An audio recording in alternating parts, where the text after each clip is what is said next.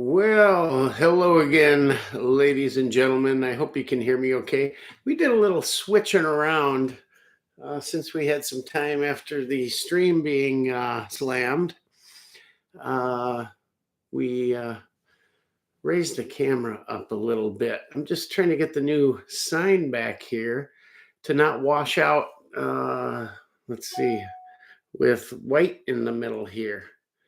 If you see that live and in person, it's bright blue, but it's washing out there. Does it look washed out to you guys too? I don't know. Let's see if we can, let's see how red looks, because that's what I like the best. But if I dim it down, but it's still cutting the top off it. I don't know what's going on. It looks great in person anyways. Let's see. That is like zombie green here in person. I don't know why it looks like that. That's I guess I should have tested it out on the screen before putting it up. But I mean, that's how it should be, and it washes everything out. I don't know. I don't know what the deal is. But, let's trim it down here. And that's good enough. And then nope, see, it takes the color right back up. So, oh well. We will stick with that for now. I think that's good enough, huh, guys? Right there. Maybe a little blue. There we go. I like the blue. Anyhow, I am so sorry that that got zapped. Boy, this is a new perspective, isn't it? Instead of like looking up at me. That's simply because normally the computer and camera are on a coffee table. Now I put it on something higher up here. Hope you can hear me okay because the mic is a little further back. One of these days I'll get the desk in here and we'll have the professional boom and I'll look like one of those 2A attorneys on here, right? God knows we need more of them, right? Who would have thunk it that we'd actually want more attorneys? But we need some that really know their stuff. I don't know why some of these cases coming forward are being run by some of these law firms. They needed to go to California. And that's the one good thing they got out there is good Second Amendment attorneys and ship them in. Because God knows you boys in Illinois need them. And we need them for the braces and everything. I don't know why we got zapped there. I don't know if it was something I did or said. I don't think so. I don't know. But I hope we get enough people back here. So we were talking about our little visit to Krebs and Krebs Custom.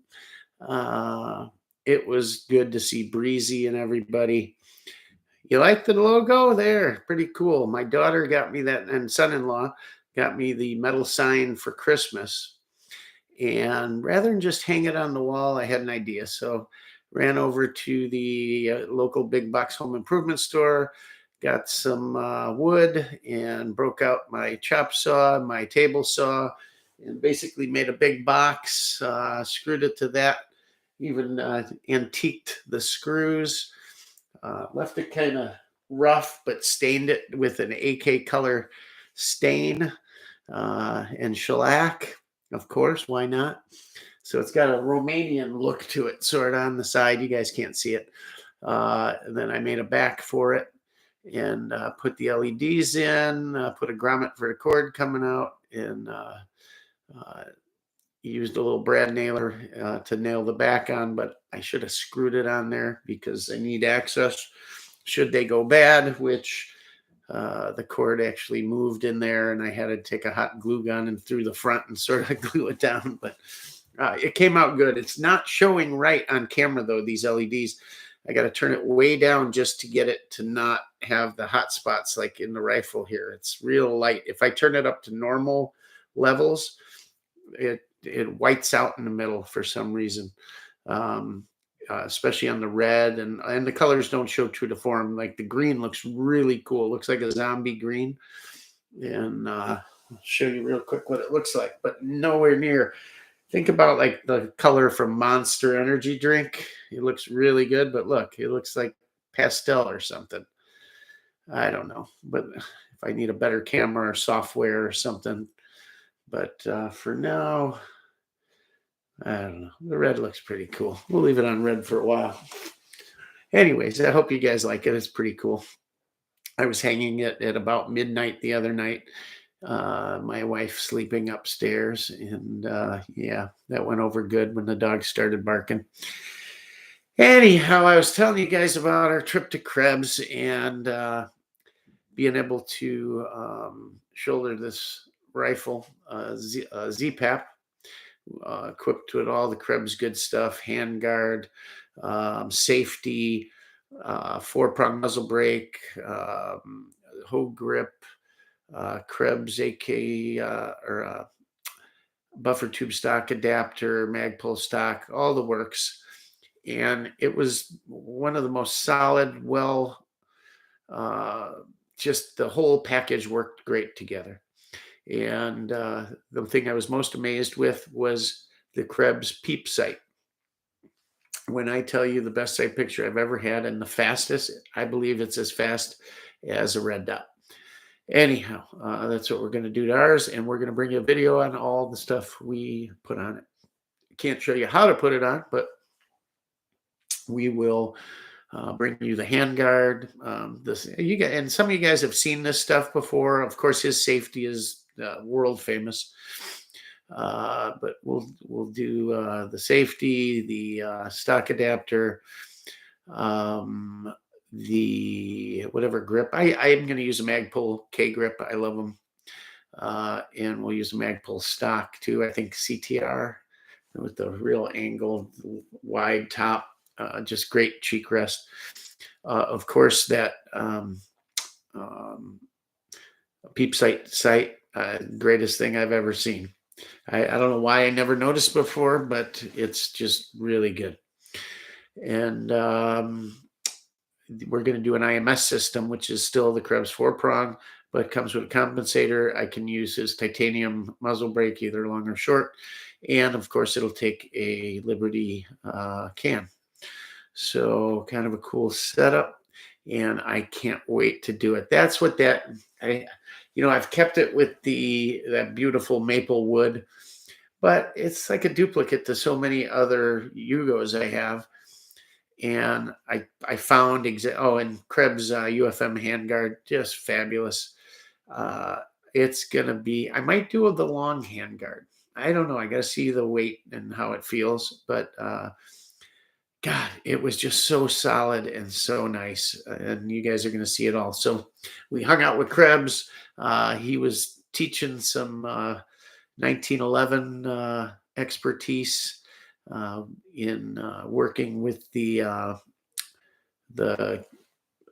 barrel pin, the connector link, and how to smooth that out and everything. And we were fitting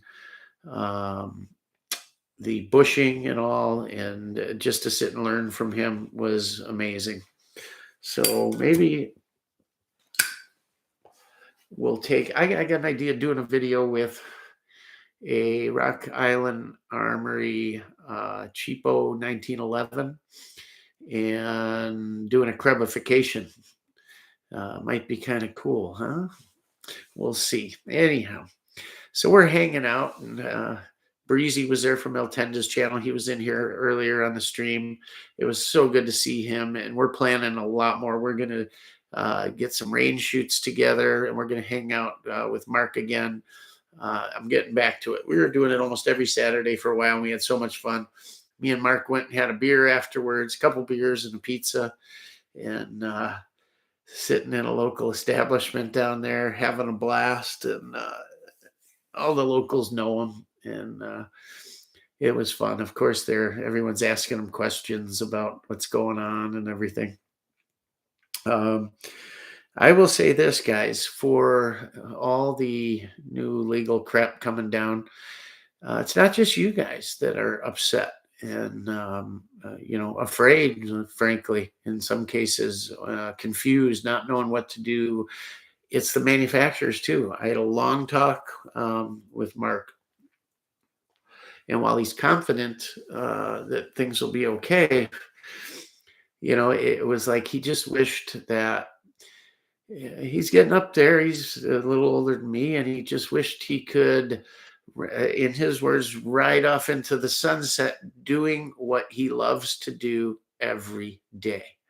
He's there every day, coming up with ideas, working on stuff, showing the guys, quality inspecting, all of that stuff. He is there every day, hands on. There's a lot of AK Smiths out there, right? A lot of big ones. And I can't speak for all of them. I haven't been to a lot of them, but I've been to some. And I can tell you this, the namesake in a lot of cases, or the person that made them famous, just isn't there. They're not in the shop. They're nowhere to be found. They don't spend any time in there. They did their thing. They built a name, and now they got guys building them. And I'm not saying that's bad, but I can tell you, Mark is there every day, Monday through Saturday, without fail. Even through the Koffee, he was there every day. We had a long talk about a lot of things, and Mark's more than just a guy I do videos with and for. He's a friend. I consider him a friend, and we talk like friends do. It's usually everything other than guns, but of course, guns come into it. And we had a lot of catching up to do. We hadn't talked in a long time. And we were having fun. Sorry, I'm looking for an ashtray. We had a good time. Breezy had to take off. I was late. I didn't get to spend anywhere near the time I wanted to. And I told you guys before, go over and check out his channel, El Tendas channel, ELT. ENDAS, El Tendas channel. He's got some gun stuff, some Krebs stuff. He's got an interview with what's his name from the other big AK guy, Definitive Arms. He's got an interview with him. A lot of cool stuff. But lately, he's switched over. He just got sick of the crap that comes along with the topic we deal with, and I can't say I blame him much, but he's a huge toy collector, and he's got all the stuff we grew up with, guys, huge collections of it. And he's from Italy. He's got a heavy accent. So when you go to his channel, it takes a little bit to get used to the accent, but you'll be fine, and watch it.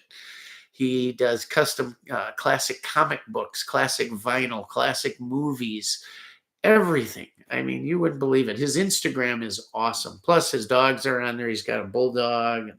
Just really cool. And a super nice guy. I can't say enough about him because he came out of nowhere and helped me out when I was, 10 subscribers, introduced me to Mark Krebs. And that really is what set things rolling. Without him, this would be nothing. And I got a lot to thank him for. Anyhow, yeah, check out his channel.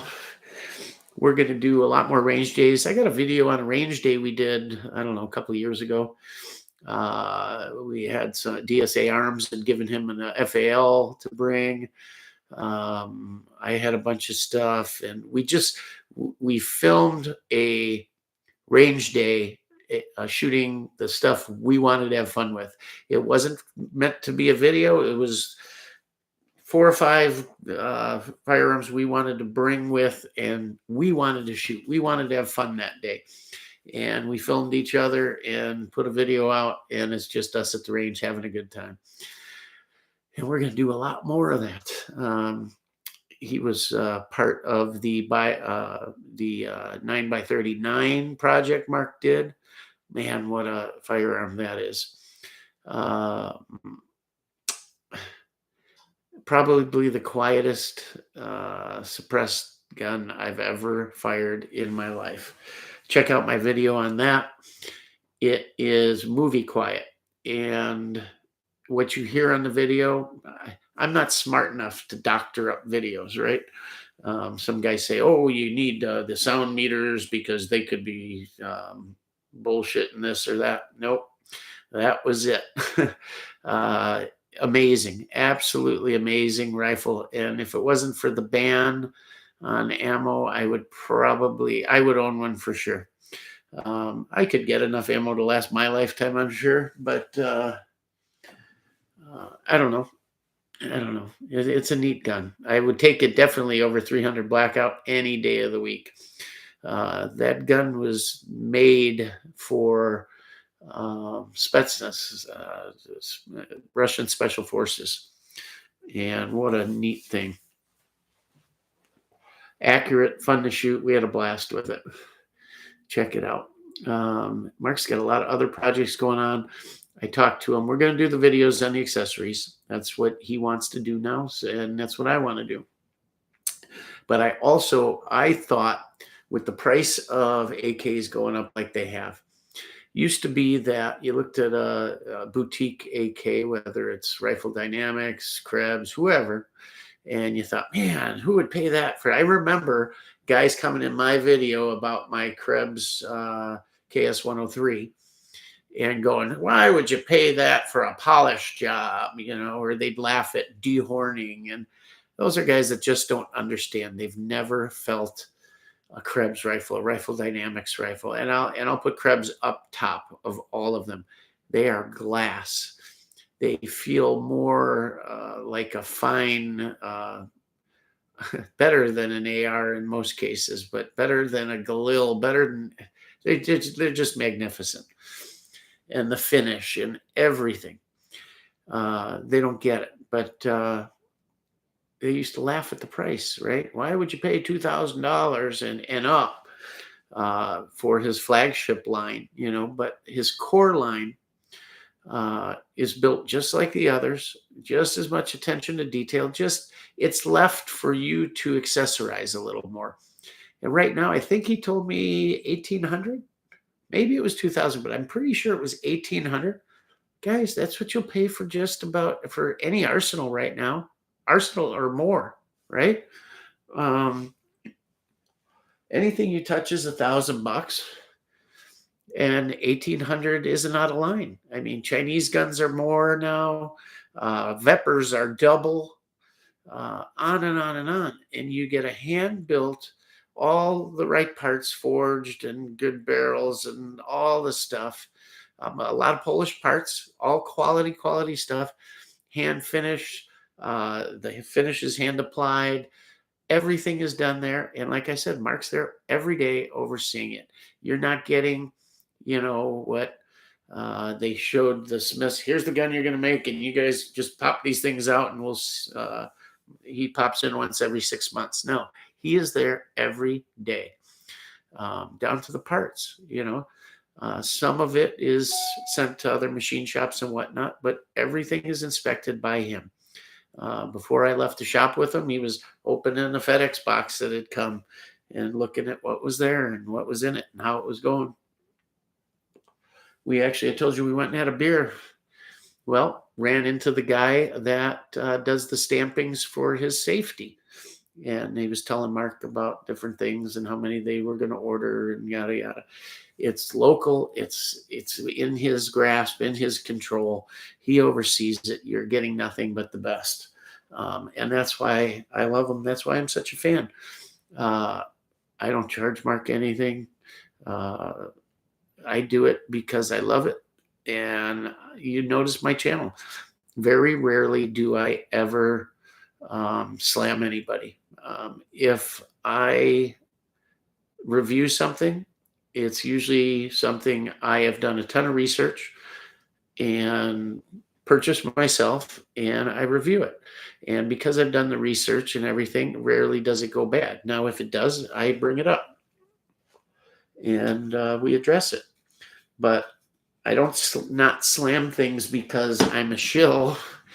Trust me, how long I've been doing this, and I guess 7,000 subscribers is nothing to sneeze at, but trust me, it took a long time. It took years. We flew to 5,000, and then the next 2,000 took forever because of the usual crap that gets pulled, right? But I don't shill. I do this for a hobby. I don't do it for the money. The little bit we do get from you guys, and YouTube goes right back in the channel, and we are nowhere near breaking even. And that was never the point, although it would be nice. That being said, I'll say it again, since the stream got dropped, we do have at the bottom here, you can send us a super chat. Click the $sign. Anything from a penny to $1 million, anywhere in between. 7.62 and 5.56 are always fun ones. If you can afford it and you like what you see on the channel, send something. If not, if times are tough, we get it. Stay with us. We enjoy it. We want you here either way. So, but if you ask a question, we will answer it.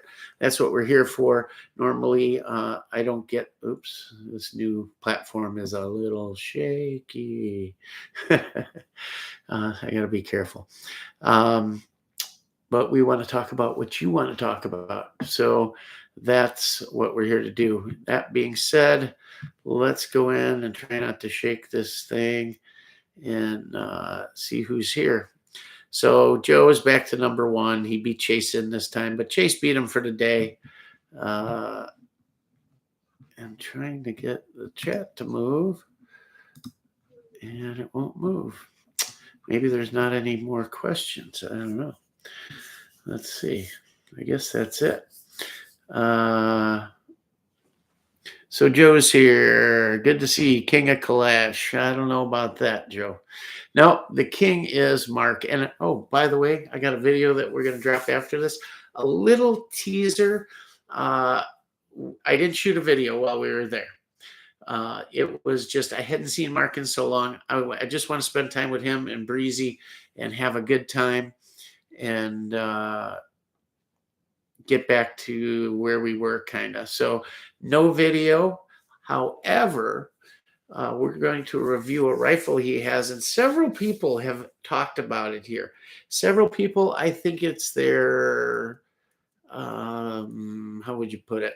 Their unicorn gun, their if I won the lotto gun, that type of thing. And it's Yugoslavian.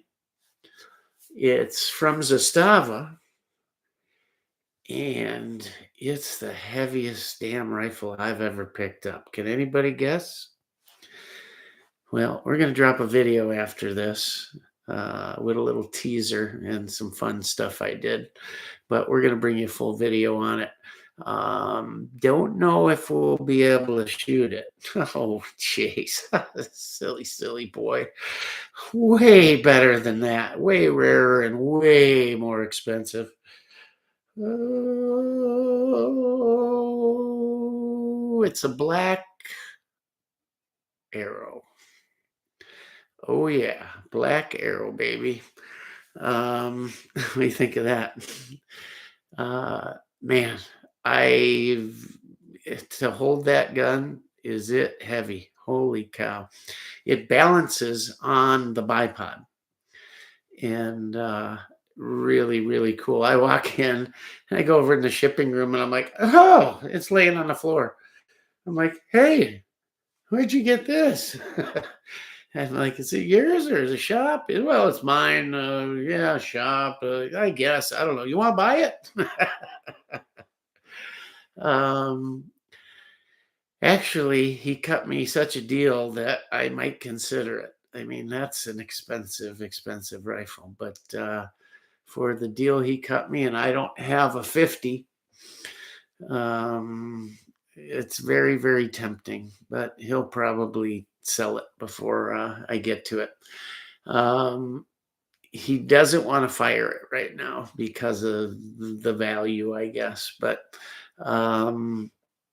maybe I could talk him into it. We'll see. Anyhow, we're going to bring you a little teaser on that video that I put together for you. I wanted to get it out before the stream tonight, but didn't get a chance. So what do you think of that one, Chase? There were a bunch of guys asking, why don't you get a black arrow? I'm thinking, yeah, let me just run out and get 2 of them, Pretty cool. So you guys will see that, the accessory videos. But like I said, the core rifle at $1,800, guys, it's the price of an arsenal or something else. You get a hand-built, hand-finished, hand everything ready to make into whatever you want it to be. And then, of course, he's got his flagship rifles too. But he sells everything he makes. So uh, he's like, well, let's do accessories. I'm like, Mark, I just think your gun is such what a way to go. I mean, if you got to have one AK, man, that'd be the gun to have, especially one you're going to shoot and use. Um, just fabulous. All his trigger work, everything. Uh, can't beat it. So I want to bring you that. We'll see. But he said he doesn't have a problem doing that. So we'll see what comes of it. But you're certainly going to see the accessories and everything, and it'll be cool. And man, that Black Arrow is something. At a minimum, we're going to do a tabletop review on it. Because, of course, if he doesn't want to shoot it, we're not going to shoot it. But sure would be cool. Anyhow, and there's a ton of other stuff, guys. So much. Just like I always told you, walking around Krebs. Oh, look at that box over there. Oh, look at that. Oh, look at there's just amazing. Absolutely amazing.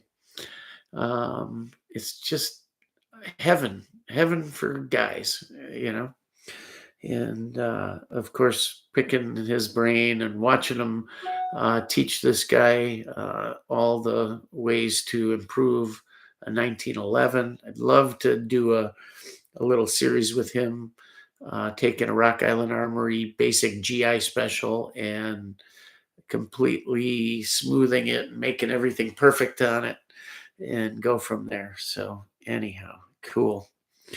Yeah, with the thermal would be something, but you'll see me in it lifting this thing up and everything. My Lord, is it heavy? The muzzle brake is ginormous. I think I would absolutely, and it had the optic and everything, and you should see the case it comes in. I think I would take that over a Barrett any day of the week. I was considering a Barrett. I stopped in a place and they had the short one. And, nobody wants the short one. They want the longer one, accuracy, whatever.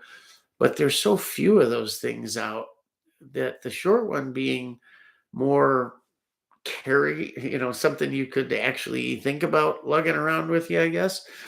Kind of cool. And I don't know. I haven't even looked at velocities on stuff like that. I just never considered 50 cal something that I was ever going to get into. But I don't know how much you lose velocity wise and all that. But that short Barrett sure seemed cool. I don't know. Plus, once you lift up one of these things like this Black Arrow, man, it's heavy. It is heavy. So yeah, Hattori had mentioned, I think, the Black Arrow. Well, yeah, we're going to drop a video on the Black Arrow that I was messing with at Krebs the other day. So, and then you'll see a full video. But I want to bring that core. We'll do the accessory stuff. And maybe one night, if I can figure out the technology, we'll get Mark on a live stream here with us, and you guys can ask him some questions. How would you like that? You guys let me know if that's something you would like to do. Get Mark on here, and we'll just talk, and you guys can ask questions, and it'll be fun. I will see how I can set that up. Yeah, we've been live again for a little bit. We went back on at 8:40. Don't know why we got shut down, but thank you guys for coming back. You're not late. You completely missed it, Gabriel. We the first one got shut down or something. I don't know. It just usually I'll get if it's the internet, I'll get something where connection unstable, but it hangs in there. Maybe it lags a little for you guys or something. And that's when it's the internet. But when it just bam, down, out, well, that's a whole nother story. I don't know why it happened, but anyhow, here we are. Hope you like the new sign. Pretty cool. Put that together.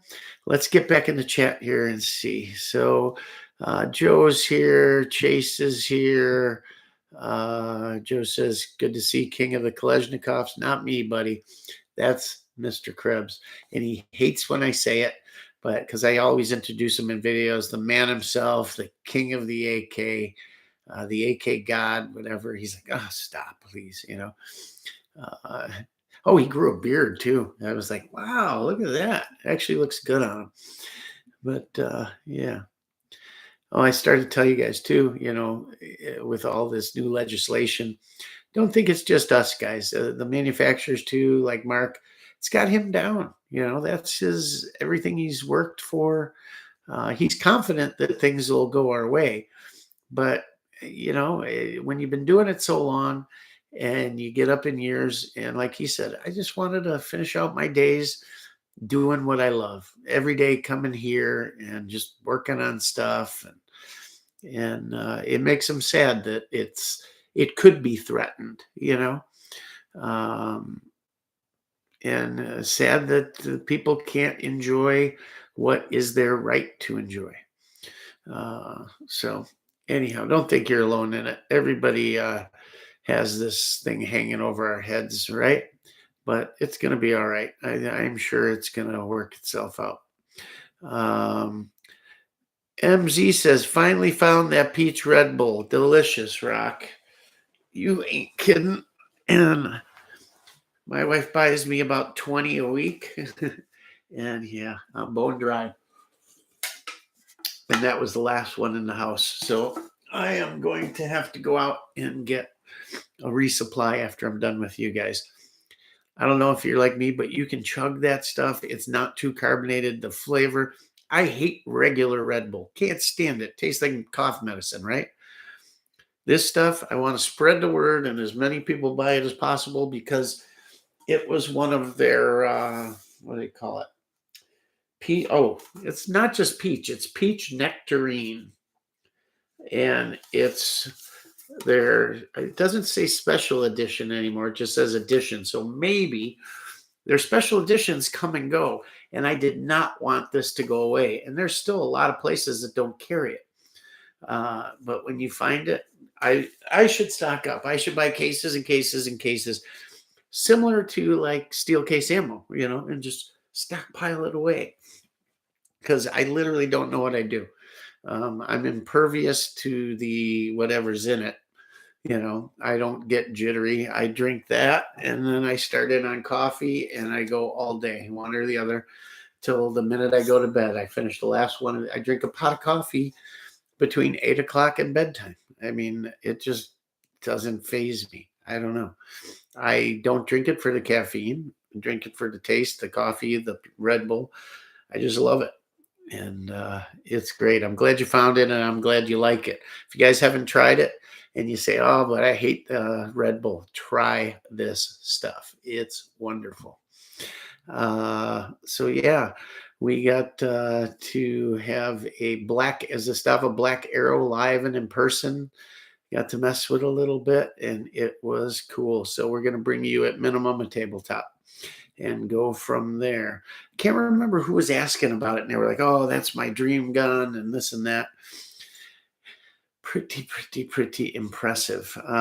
You can see Ian over on Forgotten Weapons channel.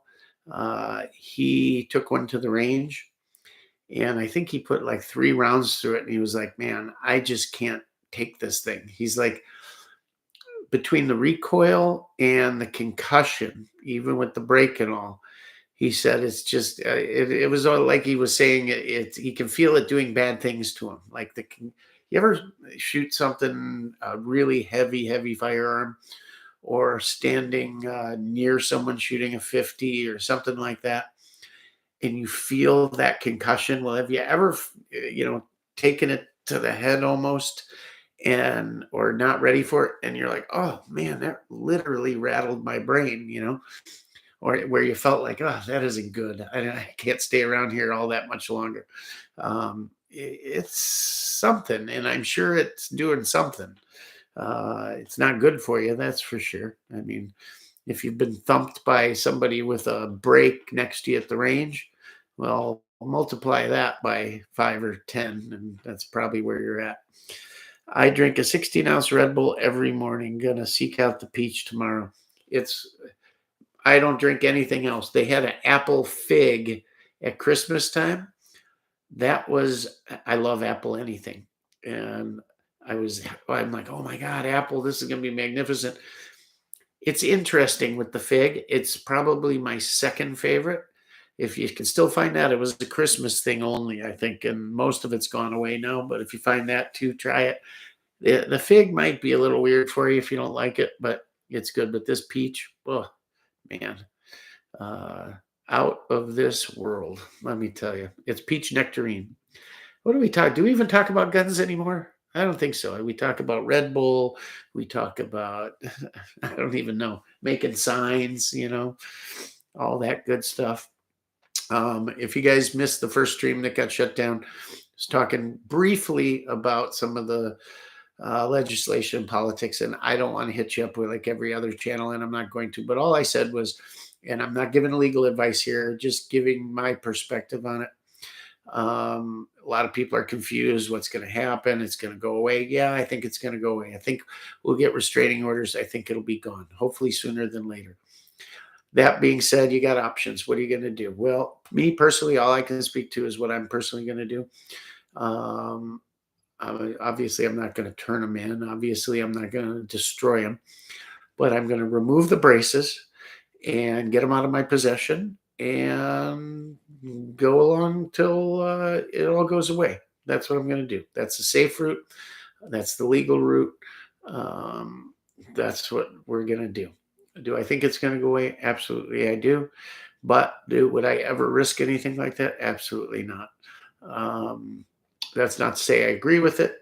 That's not to say that I in any way support it. But it is what it is. We'll fight it through the proper channels.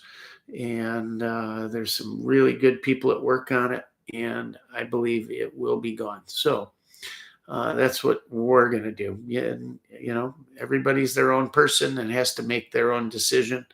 All I'll tell you is don't be dumb. Don't risk your freedom, your livelihood, your everything for something that is going to work its way out, is my opinion.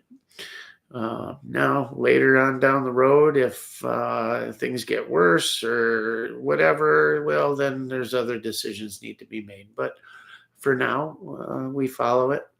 I watched some stuff with ATF. I truly don't believe ATF wants to be in the middle of this whole thing. I think if they could reset the clock, they would probably go back and either not do it at all, or if they did do it, they would have just left it alone, let it go. I do think there's a lot of people at the AFT that wish that maybe the NFA did go away. I think it's a huge pain to them. It takes up monstrous man hours, all this legislation and this and that, and they're at the will of whichever way the political winds are blowing.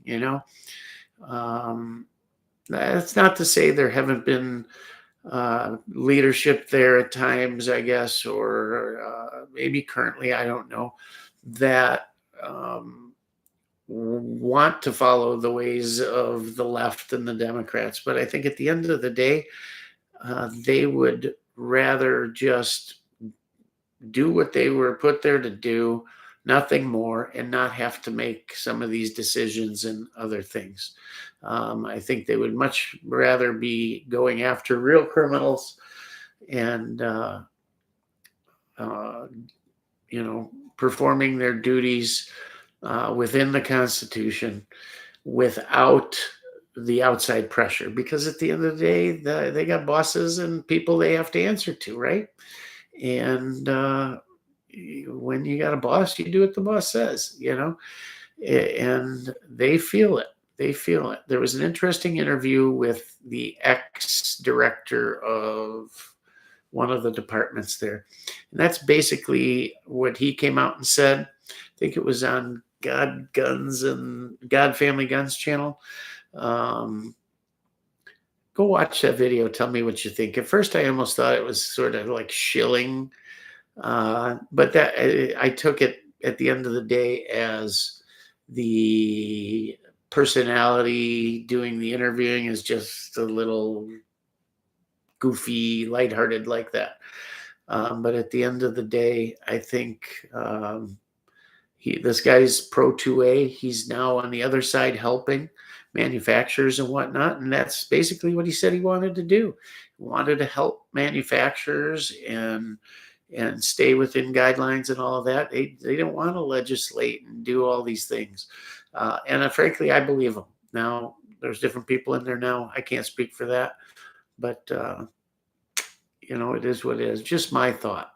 Somebody mentioned coconut berry Red Bull. Very, very good. Maybe a third down the line or so, but a little over sweet, I think, in that case. I don't know. I got such a thing for this peach. I don't know. Then again, I eat peach yogurt, peach Red Bull, peach, you name it. Man, when I lived in Georgia, I got hooked on everything peach. We had a peach orchard next door that when I lived at a racing facility down there where my daughter trained full-time as a motocross racer. And we lived there in our RV, and next door was a peach orchard. And as they got ripe, those trees would sag to the ground with the weight of the peaches. And it was a huge grower that had monstrous mile after mile after mile of orchards. And they had a farm stand shop at the farm and on a corner near us. Well, if you went to the farm, you got homemade peach ice cream, peach preserves, all that at the stand. They sold the peaches every day. Well, if we showed up near closing time, we'd ride our side by side up there. And she knew we got to learn the program after a while, but whatever she didn't sell that day didn't go back to the farm. She gave it away, gave it to us or to locals that were that needed it essentially. But we would always go get, and I'd get just what I needed. She'd want to give me, I don't know how you buy a half peck and this and that, but I'd get enough, and we would make our homemade sweet tea. We're in the South. And I would chop up, dice peaches and put it in the tea and mash some of it and put it in the tea. I mean, you never had anything so good in your life. And we always had a huge gallon pitcher made at all times. And that's what I drank morning, noon, and night. And God, brings back good memories living down there, being full-time in the motorhome, and had our race trailer behind us that had not only what we needed for racing, but my toys in my shop too. And I never felt so free and unattached. And,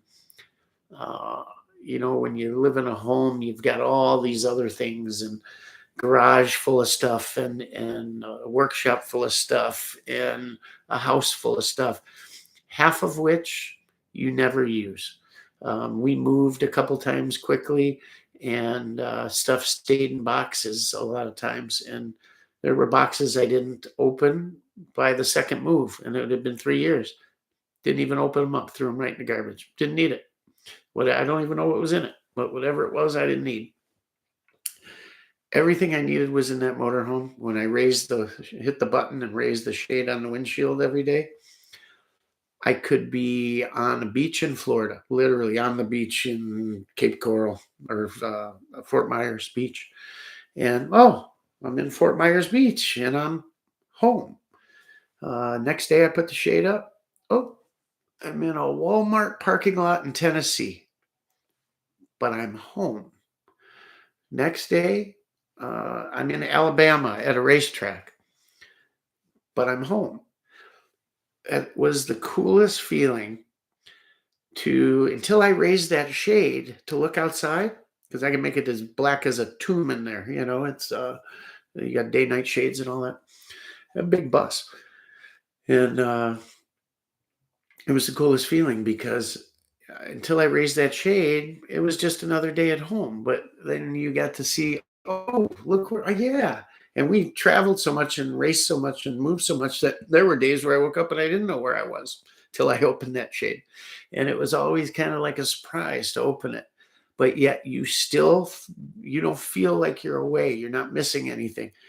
Everything I needed was there. My guns, everything, reloading, the whole 9 yards. And I wasn't missing a thing, other than I didn't have all my family with me and a couple of my dogs. We had one dog that was bought, born, raised, I guess, as a puppy in the motorhome. And when we finally came off the road after 2 years, he didn't know really how to deal with the house. He lived in the motorhome. We'd go in the house. He'd want to, Dad, where are you going? We could go in the motor. Come on. It's just a way to God. I would do that the rest of my life. We may full time for a couple of years. We'll see. I love it. I absolutely love it. I never felt like I was missing anything, and I never felt so at home and complete and like I had everything and didn't have this big house to worry about and all this other crap. And yeah, it was great. I just got to figure out a way I can have the big trailer with my shop and my reloading, my tools, my guns, I guess build a safe into it, and still have a car or truck with us. I could put the truck in the trailer, but that doesn't leave much other room because you got workbenches in the front and stuff. I don't know. I'd have to figure it out. Maybe go to a Jeep or a small truck instead of the Ram or something. I don't know. But sure would be neat to figure out and do it for, I don't know, 5-10 years and then call it. I would sell everything.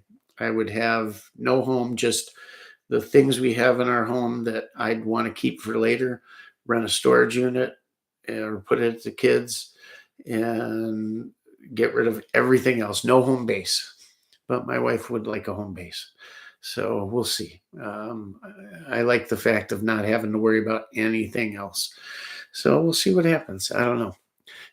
You can always go on, follow the weather, follow the gun shows, and make some money that way, selling at the gun shows and services, Cerakote, this and that. I could do Cerakote out of my trailer. We're set up electric wise, compressors, everything. There's no reason I couldn't do it in there. Just have to adapt an oven big enough or small enough. I don't know, but it might be a cool way to go. You could go to IPSC shoots. You could go to trap events, whatever it is, and you could provide your services. Anyhow, something that crossed my mind. Things are moving forward with the other Wisconsin house. Looks like we may be able to put this together. I talked about it, went and revisited it. Easily can do a 700-yard range. Might be, I don't know, how long is a quarter mile? How many yards is a quarter mile? I got to figure this one out. Anybody know? I might be able to do longer. We'll see. But it will be, we can go from I think we can go down to one place. I don't know. We'll see. It'll be kind of cool. And like to, if we can move fast enough, 1,320 yards is a quarter mile. Well, then I can easily have 1,000-yard range. Wow. How many people can have 1,000-yard range and several other ranges? I think I can do my own trap house too, except I wouldn't want to deal with all the clay. That'd be a mess. But yeah, it'll be neat. Going to bring you a video on a new product we found. It's not new. It's been around for a while, but I told you we have our Dillon reloading setup, our XL750 completed with everything we need for reloading. 5.56 223 9mm. Both those setups done. I just switch heads, and our brass reconditioning is all set up on one head. we deprime, size, trim, and everything done in progressive fashion. So pull the handle, every pull of the handle is producing a shell ready to go and be reloaded, other than cleaning. Oh yeah, we're doing the neck sizing too, the internal neck sizing on that process. And it's working out phenomenally. The problem is I'm processing and loading so much that I'm out of brass. And I've been saving brass. Granted, we reload all the way along, but I'm out of brass. I have no more brass. I got 9. I'm out of 2, 2, 3, 5, 5, 6 brass. I'm considering going progressive on 308 maybe, because we've got a lot of brass there, but I like to precision load most of my 308, although on that Dylan, we can get precision stuff for the most part. And I could certainly do small base stuff for the AR-10. But what a system. Chase says, my driveway alone is a half mile now, Rock. Good for you, man. My driveway here will be almost 2,000 feet. So whatever that comes to. What was a quarter mile? 1,300. Ours is yours is a half mile. So quarter mile is 1,320. It's like 1,900 square feet, or 1,900 feet driveway. Well, that's just to the one end. If I go all the way back, it's going to be 2,300 square feet. So we'll be about the same, I think, somewhere in there. Yeah. Did you have to lay that driveway? Because I got to lay it. I want to know what it's going to cost to do 18, 19. Anybody know how many, what I should pay to have, let's say, let's use 1,800 feet worth of driveway. I'd like to know what it would cost to do in asphalt. I'd like to know what it would cost to do in driveway gravel, whatever it is, road rock, or that I could later put blacktop over. The other kicker is running electricity that far. It's a fortune, like 12 grand to run electricity that far. Quarter mile. Who came up with 1,320? Oh, that was feet. So 440 yards. Damn, that's why I said 500 for sure. I knew. No existing gravel to middle of the farm where house sits. Yeah, you're lucky. You had it put in. So mine separates 2 farm fields. There's nothing. It's being farmed right now. So I don't know what that, farming, I guess, over the years has probably pushed it down, I don't know how much excavation or whatever they got to do. I don't know anything about that. But I got to put a culvert in and lay a driveway 1,800 feet. Anybody know what that'll cost? Either asphalt or gravel. I'd like to know. Ordered the Yugo grip from Carolina Shooter Supply. Already arrived. Plugged your channel. Cool place, huh? They got some neat stuff there, and they get some fairly rare, unique items from time to time. So keep an eye watch over there. Sort of kind of like Legion USA. Interesting stuff. I got my original Ishmash muzzle brake for my Vepr 12 from them. It's not a copy, it's the real deal. Now, I don't know how you tell the difference between the fake and the real one, but mine's real. I have no idea how to tell the difference. They could be BSing me, but they're not. That came from them, or maybe that came from Legion. I forget now, but it's the real deal. Got a quote for 3,000 feet by 10 feet wide of asphalt millings millings laid, they want 30K. So asphalt millings is the reconstituted stuff they grind up, right?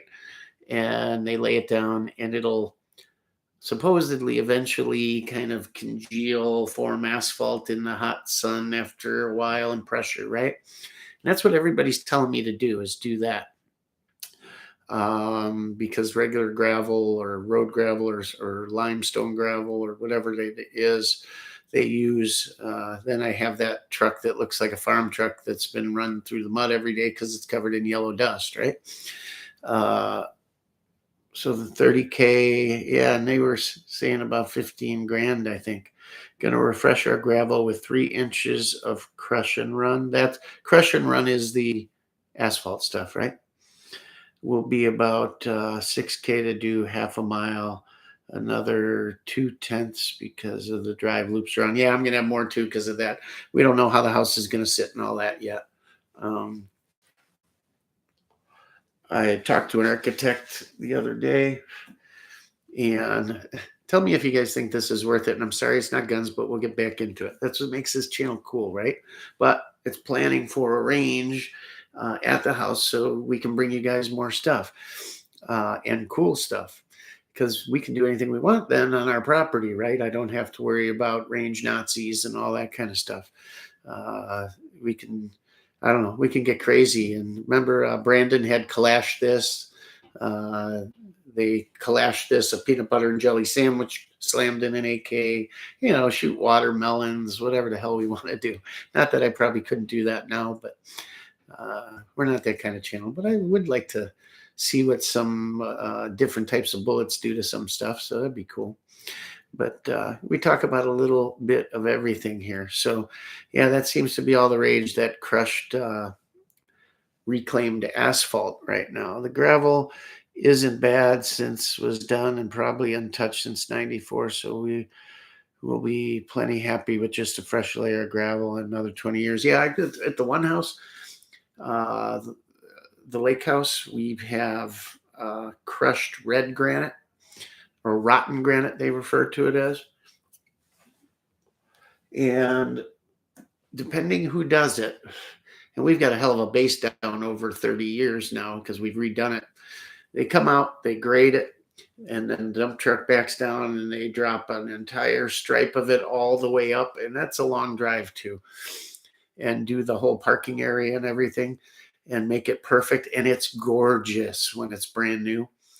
But if you get a year where the leaves come down and it rains and you can't get out there and it rains some more, and then you leave a layer of leaves or any leaves on it over the winter, they rot in, it turns to mud, and it looks like crap. And eventually rain ruts. We had one year a torrential, like 100-year flood kind of thing. It made like a 2-foot deep rut down the entire, because it comes way downhill, pretty steep too. It washed it all the way across the property to a neighbor's house, through our property. I mean, a long way through the woods, through the trees, past the shed, past the cabin, to their brand new asphalt driveway, and covered it that deep in red granite. That's how hard it rained. And even though we had bigger potato stone and all set for rain runoffs, it still did that. And so you got to have it done every now and then. We just had it done. This time it didn't come out that hot. I don't know if it was who I hired or what, but it just didn't seem as compacted, as well done as previous years. And I don't know. That ain't cheap either, and they lay it probably another couple inches. Maybe eventually I got to take some of it out and start from scratch. I don't know. But it's a pain. Sometimes I feel like just putting asphalt in, because it's hard to wash a car on it. If you let a hose run in one spot, it digs a hole, it fills itself in. But you track it in the house, you track it in the garage, all kinds of stuff. The only saving grace is it looks really pretty and you can kind of fix it. And up here, the winters get so cold and so bad, the heaving, cement don't last worth a hell. Asphalt really doesn't either. Plus you run snowmobiles on it, and the picks will tear anything up. You should see my garage floor. The pics have done when the kids were younger and I was younger and dumber and drunker. We've got some nice cement torn. It'll tear chunks out of a cement garage floor, literally. Try a burnout with carbides, see what happens. Anyhow, so it's good for that, and boat trailers and all kinds of crap coming and going. Holidays when we got 10 cars up here and, stuff like that. So it's not bad. We are leasing 50 of it to Farmer, so paving would get destroyed pretty quickly. 50 acres or 50 feet of the drive? Yeah, I'm going to have farm field on both sides. I don't know how wide it actually is. It's probably 20 or 30 feet wide, the piece I own for the driveway.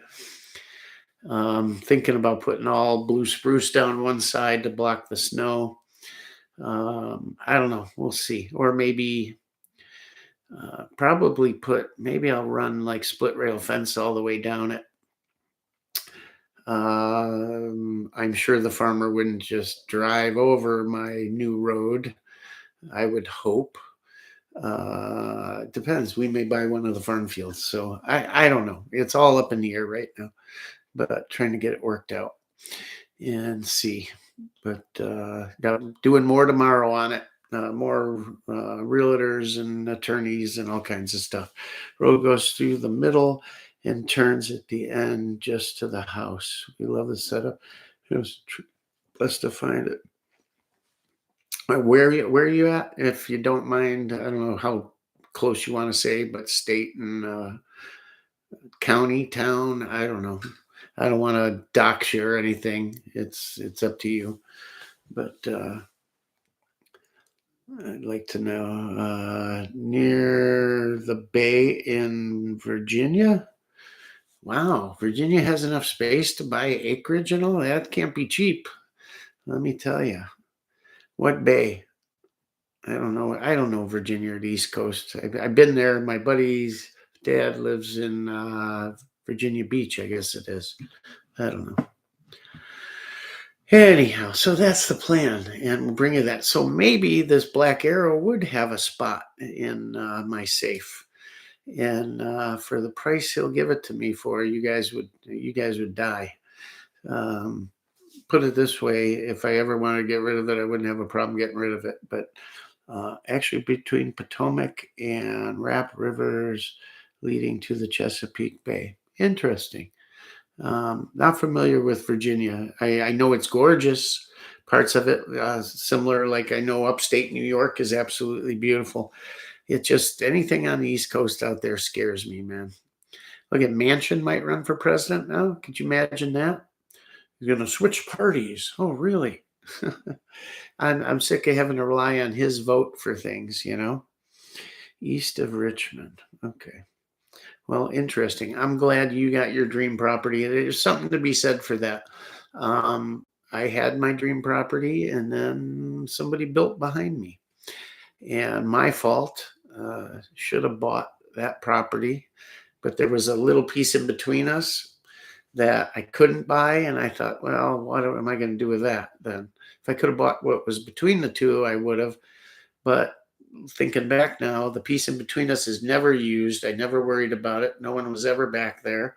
So we shot. But then that other piece, when they built the house, I could still shoot legally, but not going to risk it. Not going to risk it. Not worth it. You got to think about others, guys. It's not just about you. And God forbid something went wrong, or a child, or you could never forgive yourself, and just not going to do that. So unfortunately, it is what it is, and it caused us to move, and that was a good thing. Every time I've made a move, I put it in God's hands. I figure, there's a bigger plan than I can ever make. If it works out, it works out. If it doesn't, there was a reason for it. And it's worked out every time for us extremely well, I should add. And I'm doing the same thing here. Either way, all of it got us out of Illinois, and it just works out. And I can't say enough about it. I'm happy. So that's all. Let's see. What else? What else you guys got going on? What do you guys want to talk about? Pixel Face Killer. Sorry I'm late. What say ye on the AFT, call in non-922R pistols illegal? That one's got me baffled because I always took 922R as only applying to importers. And I still believe that. I don't believe it applies to individuals. Now, maybe I'm misreading it. Maybe people are taking it different these days. But well-respected people in the community always told me and made an argument that it was only for the importer. But I believe, I'm almost positive, that's what Misha even says. That he used to laugh at, oh, it doesn't look at your rifle. It doesn't comply to 922R if you put that grip on it. Again, he always made the thing that it was for importers. So I don't know. I guess I'll go back and read it and see, talk to some people. I know just who to talk to. That might be a good question for Mr. Krebs. And again, I don't give legal advice, so take it for what it's worth. But I'll see what I can find out for you guys. Yeah, I heard a little bit about that yesterday. And of course, changing anything or not having the right amount of parts on it. Now, again, I would think, and they're going after the brace thing in this. Well, there's other things they're trying to, another avenue they're trying to pursue with it too. But as long as you have the number of parts, what's the problem? I don't know. You know, I guess if it turns to an SBR, I don't know. If they're imported that way, I mean, the individual, the owner is the one that would do the changes, so I don't see what the problem is. Neighbor just added another 150 past him, so that way is good. Behind us is 300 to 400 unworked woods and more farmland, nowhere near any development. Yeah, me too. If this works out the way I think it should, the closest house is half a mile on one side, mile at least on the other side, 2,000 feet or more to the road, and 4 or 5 miles behind to the next road. And the way it's shaped, the drive comes in off the road, uphill, so gradual for quite a ways, and then you crest and drop in. And you just drop in enough. I don't want you to think rainwater coming in and flooding the house or making swamps, but enough to where building a 2-story house, you won't be able to even tell it's there from the road, from any side, or a neighbor's house. So if you were standing the other side of that hill, which is, if you're 1,800 feet away from my place on 3 sides, you wouldn't even know it was there. On the one side, it drops off and overlooks an entire valley as far as the eye can see, and there's nobody between me and the horizon. So, and then there's cliff sides or bluffs or drop-offs or whatever to shoot right into the side on 3 sides. So never have to worry about a bullet escaping. I can step out in my either side yard, front yard, or go further back in the property and shoot back at toward the other way, and never worry about hitting anything or anyone. And when the hordes leave the cities, when the zombie apocalypse happens, they will walk right on by because you can't even see it. Um, it's perfection. It literally is. I couldn't give me a fleet of bulldozers and a crew of 100 guys and $2 million, and I still couldn't make a place as perfect. So it's going to be interesting. I'm not going to get too excited yet because it's other things, you got perk tests and this and that and all kinds of stuff. But yeah, I think I'll make some cement benches to shoot from, and we'll have a pistol range. I can actually do the perfect Hickok 45 range. I can basically duplicate what he has, but even better, I think. And that's really what I want. I want steel everywhere, as far as you can see. And cool stuff for pistols, and long distance behind it, even further, or to the side of it. I have these dream plans with a nice gravel path going back to take the side-by-side down, and places we can do some running and gunning, and maybe even like a tactical trail, let's say, where you could walk through the woods with the property's all woods. Run through with steel set here and there in the woods, and a whole tactical trail like you were doing 3-gun through the woods, let's say. I could make a couple mile long trail, at least, in and out. It could be like you're on patrol, and just be awesome. And yeah, we'll be on LP. I'll get wood heat and wood stoves. I want to be pretty self-sufficient. Might add some solar, obviously well and septic, but sure would be nice to have solar, maybe some type of wind, small. I'm not talking like you see these wind farms, but a small, they make these super high-tech windmills, essentially. Whatever we can. I would love to have the place where I am completely independent. Big garden. I told you guys we got chickens coming again. Started building the coop. Got the side-by-side up and running. Parts came the other day. Had to put a throttle position sensor in. Thing wouldn't idle, and I thought it was the idle air sensor. My wife knows motorcycles, side-by-sides, quads. She thought it was throttle position sensor.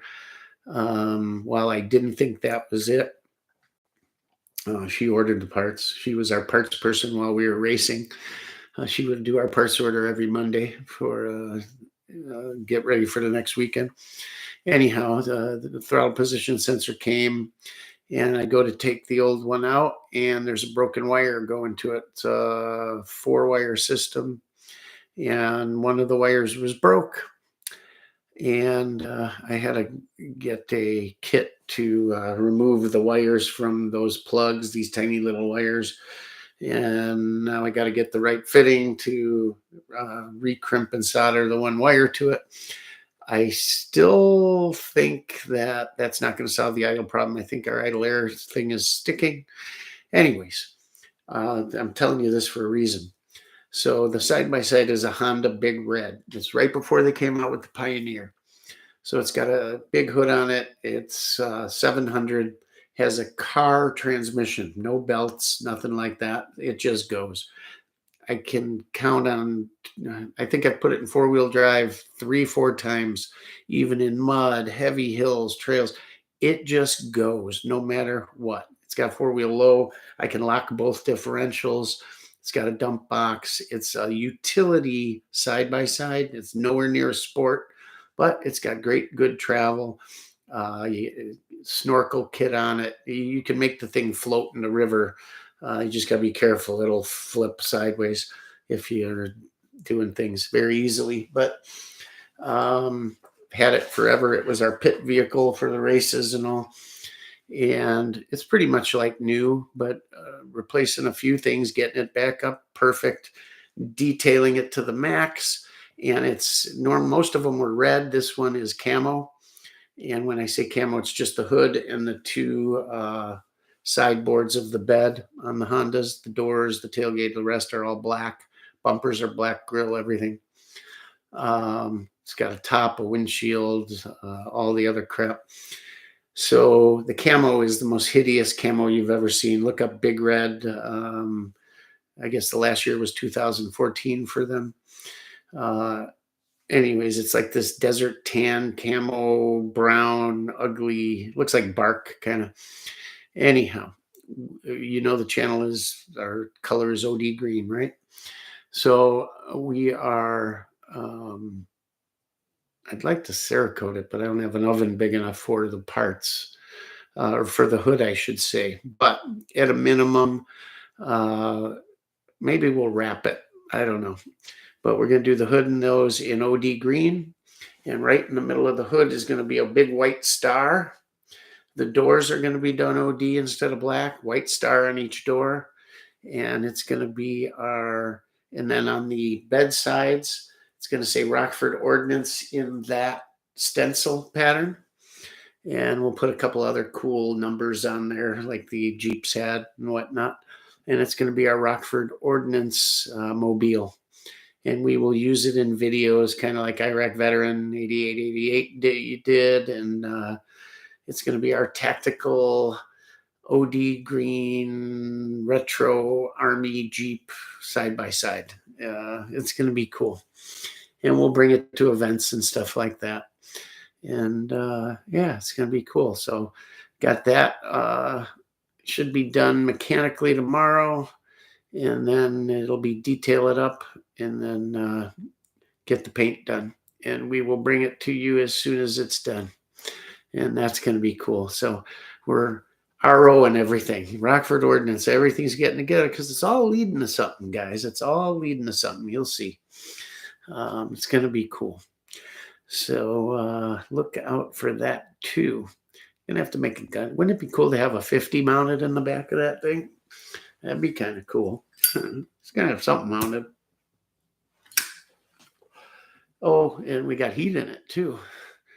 I got to get that in there. But yeah. And I think because of the new driveway, it had a plow when I went to the dealer to buy it. And my buddy owns the dealer. I had him take it off. I didn't want it at the time. Had a Western plow or a Boss plow on it. Full plow, not one of these bullshit ones. Had the hydraulics with the control and everything. I'm going to have that put back on because I got a hell of a lot of driveway to plow. So, and I don't want to put on my truck. So if that'll do it, we'll be good. Probably still have to get one on the truck, but whatever. Yeah, 922R, I don't know. We got to see how that plays out. Neighbor, okay. Gonna get that full-size Draco now to put away while it's there. I don't blame you. I've always wanted one to SBR, frankly. But yeah, might as well get one, put it away, and see what happens with this. Might be well, if you're going to SBR and or register a pistol, what's the difference really? Other than they're forcing you to do it. But yeah, you're adding another gun. I think the guys that had braces versus SBR were one, either didn't want to pay it and did the brace, or two, didn't want to go through the hassle of SBRing it and the weight and all that crap. So I guess if you're going to SBR it, what's the difference, right? And frankly, if I'm going to register versus stock, why not just do the SBR, I guess, That's another, I don't know. This thing's so crazy. I don't even know, guys. But got to figure it out pretty quick here. So I stay within the law. That's the bottom line for now. It sucks, yes, but what other choice do you have at this moment? I think it'll all go away, and that's what we got to hope for. But till then, guys, don't get yourself caught up. Um, you don't want that to happen. Um, Not worth it right now. Just do what's right. You got a lot of choices. You guys are all big boys and girls, and everyone will figure it out on their own. Um, that's all I can say about it. Problematic when no one can say for certain what is happening. Even the ATF folks said, "Yeah, I know." At SHOT Show, could not provide a clear answer. You're right. They don't know. It all came down too fast. Um, it's nuts, right? This should be so simple. Shall not be infringed. Bottom line. Now they're leaning on other stuff. The left is grasping at straws. And, I don't know. Get a Hilux. Yeah, right. That for those of you guys that don't know, over in the sandbox, you don't have your typical models that you may have here, like Nissan pickups, hugely popular, and they're called a Hilux over there. And yeah, that's the tactical vehicle of choice, let's just say. But they are pretty cool. Nothing like having a Hilux with a saw thrown in the back, right? And I don't mean for cutting trees. Always seem to have a saw in the back. I don't know why. Actually, just saw that Misha posted a black box talk about 922R a couple hours ago. I will check it out later tonight. I love his black box talks. But yeah, I'm either, if I'm wrong, I'm really off, because I have always went off the fact, not just him, but others and my reading, that it was the importers. And that's what Misha always said. If I'm wrong and he never said that, I apologize. But God, it's like I can picture it in my head, and I think that's what he will say. Maybe he'll backtrack. Maybe I was wrong. Maybe it was someone else, but I could swear it was Misha. And I trust Misha. He's like everything. He's a walking encyclopedia, and he's got a good relationship with his ATF guys. As do I assume most dealers. Most dealers will tell you that their guys are pretty good. Like I said, they get politicized by the way the winds are blowing, and it always seems to be when the Democrats are in power. I think most of them would rather have Republicans in power. I think their life gets a lot easier, but I'm not going to tell you there's not some people there, like any organization, that maybe aren't what's the word I'm looking for? Maybe not completely focused on what's constitutional. Maybe a couple, but I think for the most part, they want to do their jobs. And at the end of the day, they're Americans. And I know a lot of them are, you got a lot of guys that are ex-military and are big pro 2A people. I think when stuff like this goes down and the internet blows it out of proportion, like everything else, everything, guys, everything gets stretched. And at the end of the day, they want to be doing what's right, I think. I don't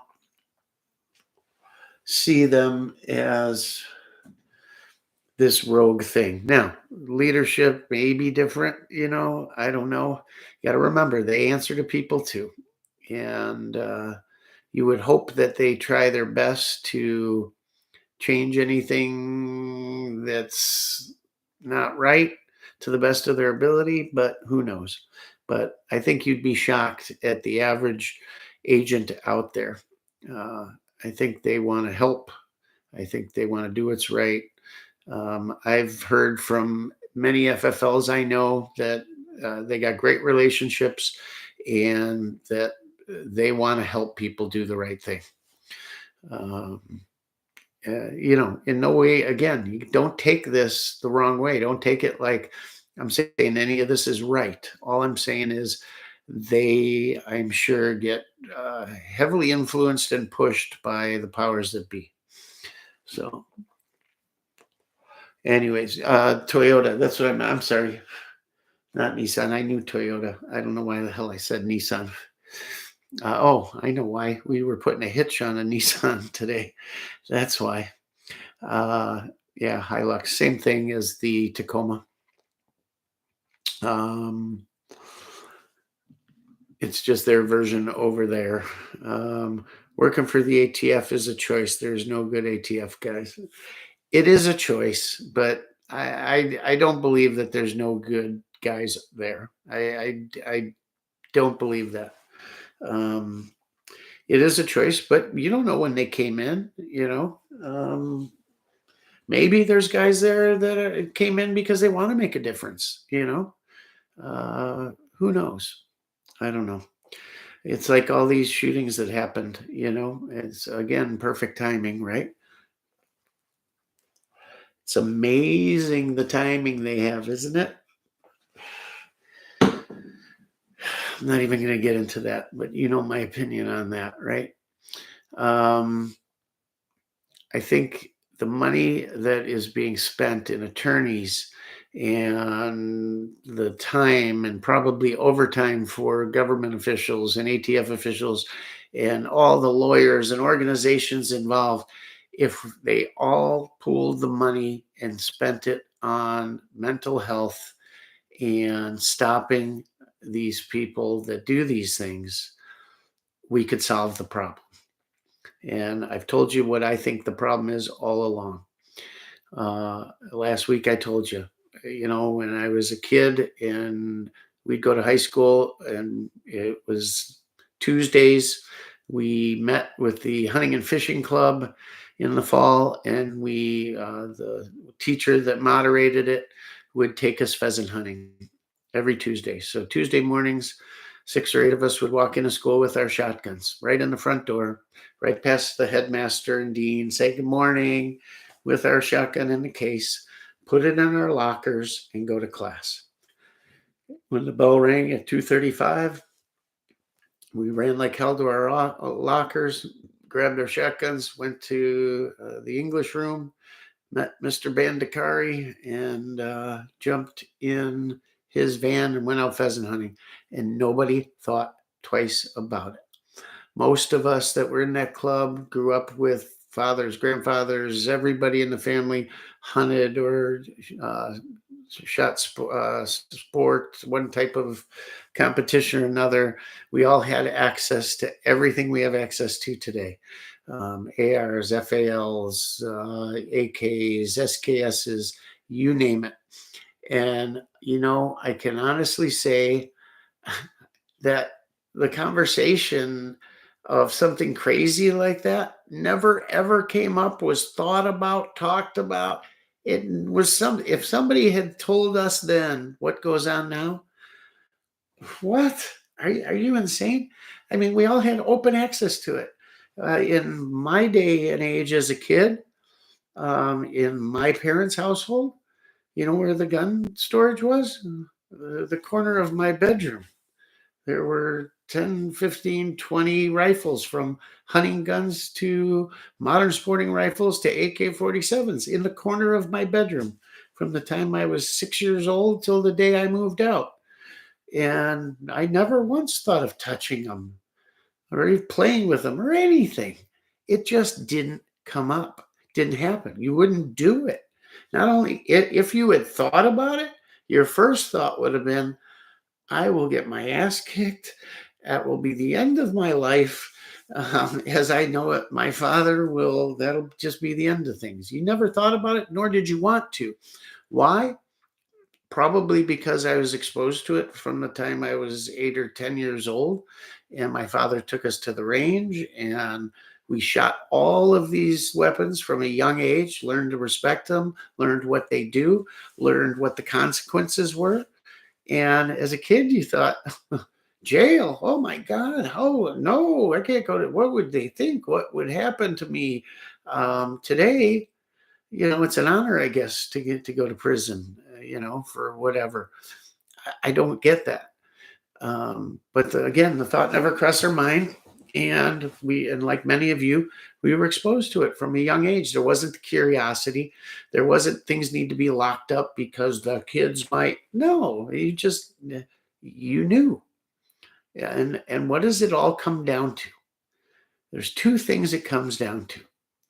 And that is the role of the family, and most importantly, in this case, the father figure, which is missing and has systematically been removed from the equation by the powers that be. In many, it started with minority groups and went from there. That was a plan, mostly planned in a lot of cases by organizations. Look back to the original founding of Planned Parenthood, and you can read her statement, what she wrote, and why. They were sterilizing and all kinds of stuff. They wanted to remove father figures. And they've done that through the welfare state and everything else.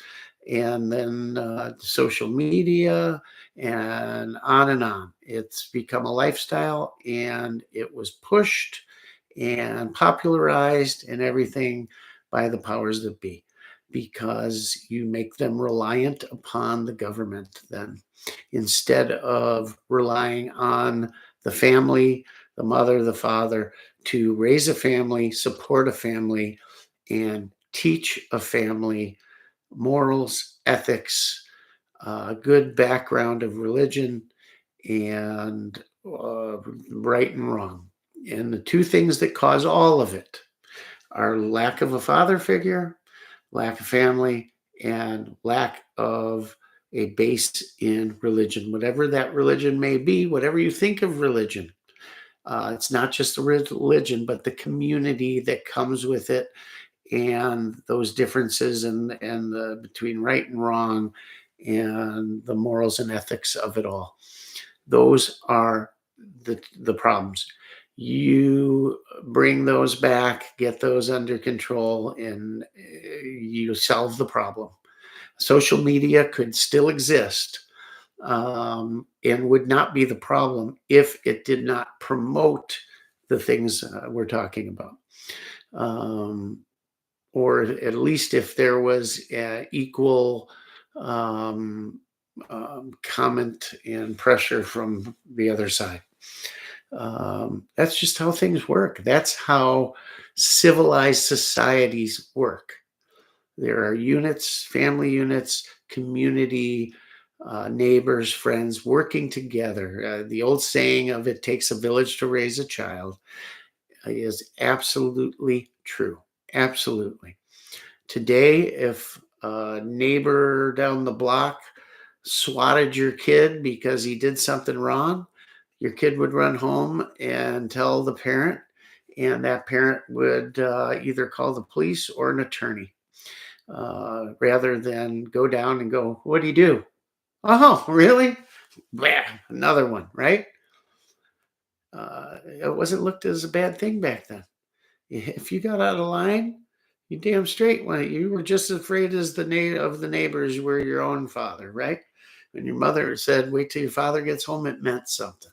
And it's not child abuse. It was nothing of the sort. It was keeping your children in line and teaching them the proper ways to act and everything else. And that's how it should continue. But we have families who have been taught to blame everyone else and everything else for their lack of parenting and lack of educating and restraining their children. That's the bottom line. That's what happens. All this anti-bullying. Well, Nobody likes to be picked on, and in the grand scheme of things, bullying is not a good thing. But you know what? Life's tough. And if you can't deal with the little hard times, you got a lot more coming the older you get, right, ladies and gentlemen?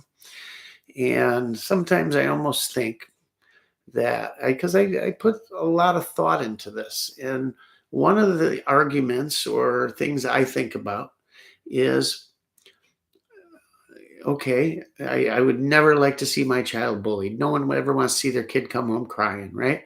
But at the same time, I think about back in my day and kids that got bullied just like anybody today. And they'll make the argument, well, they can be bullied 24/7 online, right? Not just at school or whatever. So it's 24/7 in their face. Well, again, you're a parent. Why is your child online 24/7? You know, um, it all comes back to the same thing. But I thought about different things, and like anything, I was bullied growing up. Everybody, I'm sure, in one shape or form, at one time in their lives, had something happen that could be constituted as that. And I think back, and you go, could it be? And I'm not saying it is. I'm just mulling over different arguments on all sides. Could it be that maybe that's a mechanism ingrained in humanity or whatever to keep those that go outside the norm in line? Maybe. I don't know. It's certainly, in some cases, it's purely just a mean kid that's got problems going after a good kid or whatever, But again, there's arguments on both sides or different situations. You wonder, I don't know. But you solve those problems and you stop it. But right away, the ruler of California wants to bring his laws national, right? And he's going to run for president. That's the left's golden boy. You watch. You watch. And guys, if you're not fighting now and you're not talking about it now, he will be president one day. Mark my words.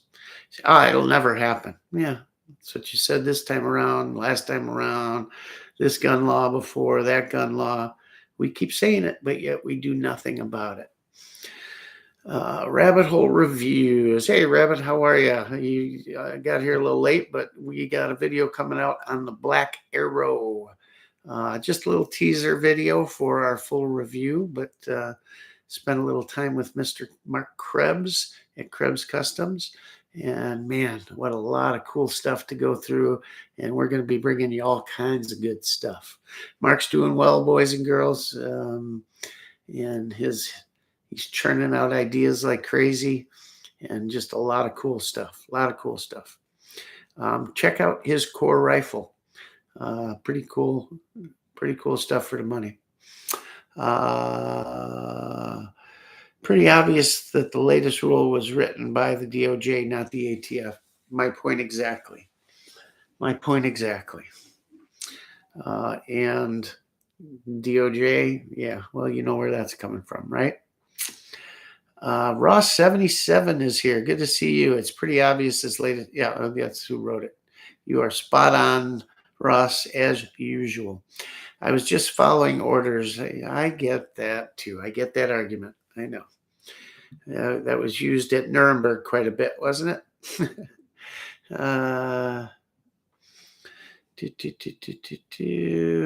Got to head out. Great chat, Rock. You too, Chase. Thanks, man. Appreciate it. Like to talk to you one day about your property and your ideas and what you're going to do for a range and all that good stuff. Mitsubishi Pajeros are all over the Middle East and Africa. Yes, they are. Rabbit Hole Reviews. How about the ZPAP underfolder that's coming out later this year? Yes, sir. What did I tell you? I told you guys I had it on good authority that it was coming, to not mess with that stupid adapter they have. No, I heard that some time ago and was sworn to secrecy, but yeah, we knew it was coming. I love underfolders. It was my first uh, AK M70, and I love them. For those of you that think you don't like an underfolder, there's a couple good. There's one good clamp-on cheek rest they make, and my paracord solution. And I know everybody says please make a video on how you do yours. It's been so long since I've done one. I'd have to re-educate myself. It takes about 20 minutes of me doing the stitch and tightening it the right way and all to get back into it. And I just haven't had a need to do it. And I'd have to take one apart. Maybe I will do one for you. I keep saying that. I don't know what, you know what? I should do it because when this gun comes out, it's going to be extremely popular and everyone will want to know. So it'll be a good video. We will bring you a review on it. And but there's one other brace I can't, not brace. It's not a brace. It's a cheek rest. Clamp on. It's been out for years. I can't remember the company. Had one for a while. It's not bad if you want to use a different dust cover or mount an optic on the using the sight block, because the side mount doesn't work on an underfolder.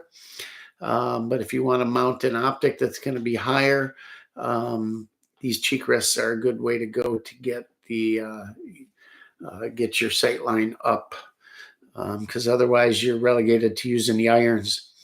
But I will tell you the best solution on a side folder is to get a Krebs peep sight. Man, what a, as fast as a red dot, gentlemen, ladies.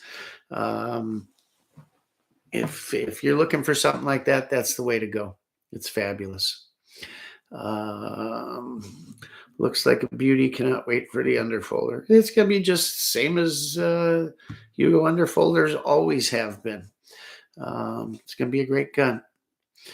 I emailed Zastava about 1.5 years ago. It looks like they took my advice on importing an underfolder. I also asked them to import the M72. Fingers crossed. Yeah. Wait till you see this Black Arrow, man. Holy moly. Holy moly. We might have to put that one in the safe. We'll see. He almost made me an offer I couldn't refuse, but we'll see. I don't know. Just don't know how much that would get used. I mean, yeah, it's neat. It's considered an anti-materials gun. Do you know that? It's not really like a sniper gun. It's anti-material. Nifty, nifty. But yeah, we knew that was coming. And I was hoping to be here earlier, but that'll be fine. I can wait. And it's a good thing. They've made, frankly, I think Zastava, for their military side of things, has made more underfolders than they have fixed stock M70s. I'd be willing to bet. Whenever you see conflicts all around the world and look at the pictures, there are always more underfolders than there are fixed stocks. Always. I'd be shocked if I was wrong on that. I think they produced more underfolders than fixed stocks. They have a great system. Theirs uses 2 pins as opposed to others that have 1. And if you know how to adjust it, tighten it, and pin it, and all that good stuff, you can make them and keep them extremely tight with no wobble and no movement from the get-go. But it doesn't take long to use one not adjusted normally to cause irreparable wobbling. Zastava USA had a nice SHOT Show quote, "We don't always reply to your messages, but we are listening." Speaking of that, Arsenal, I hope he's here listening in. I laid off, I was going to call him and have a conversation, but I figured with SHOT this week going on, I would just wait till after SHOT, let things cool down, and then we'll get in touch and I'll bring that to you. So it was 90% that, 10% me just procrastinating and being busy, but we are certainly going to follow up get things handled, and go from there. Like I said, very impressed that they got a hold of me, and I look forward to a good relationship with them, and hopefully, one, getting the gun straightened out, and two, being able to do some cool stuff with them. So we'll see. We'll see. We'll see. Ba, ba, ba, ba, ba, ba. They actually replied to that message I sent them. Yeah. Yeah, it's great. We're lucky in the AK community to have some manufacturers that actually give a damn. And sometimes it's the manufacturers, sometimes it's the individuals employed in those positions, other times it's both. But when you come across a good one, make sure you let them know um, that what they did or do what they told you or talked to, that it was good to talk to them, how impressed you are, and spread the word. Spread the word. At the end of the day, there's a lot of good stuff out there, but it's only as good as how well they're going to back it up. That's what it comes down to. Um, yeah, that's and who you deal with, right? I will gladly pay more for something if I'm getting exceptional service. It's like going to I don't know, Texas Steakhouse or whatever it is, or Outback, or going to a fine, fine, fine steakhouse. For instance, Gibson's. If you've ever been to a Gibson steakhouse, what makes the difference between a $20 ribeye and a $120 ribeye, a la carte, mind you? What's that $100 difference? Is the beef any better? Probably to some extent. But what are they selling you? They're selling you that sizzle, right? You're not looking at the menu and the waitress walks up saying, "Yeah, what can I get you? Yeah, what do you want with that? Sides? We got fries, we got baked potato, we got rice baked." No, you get a guy that walks out with the full tray. First, it's impressive. He's carrying this tray with 6-pound steaks on it, right?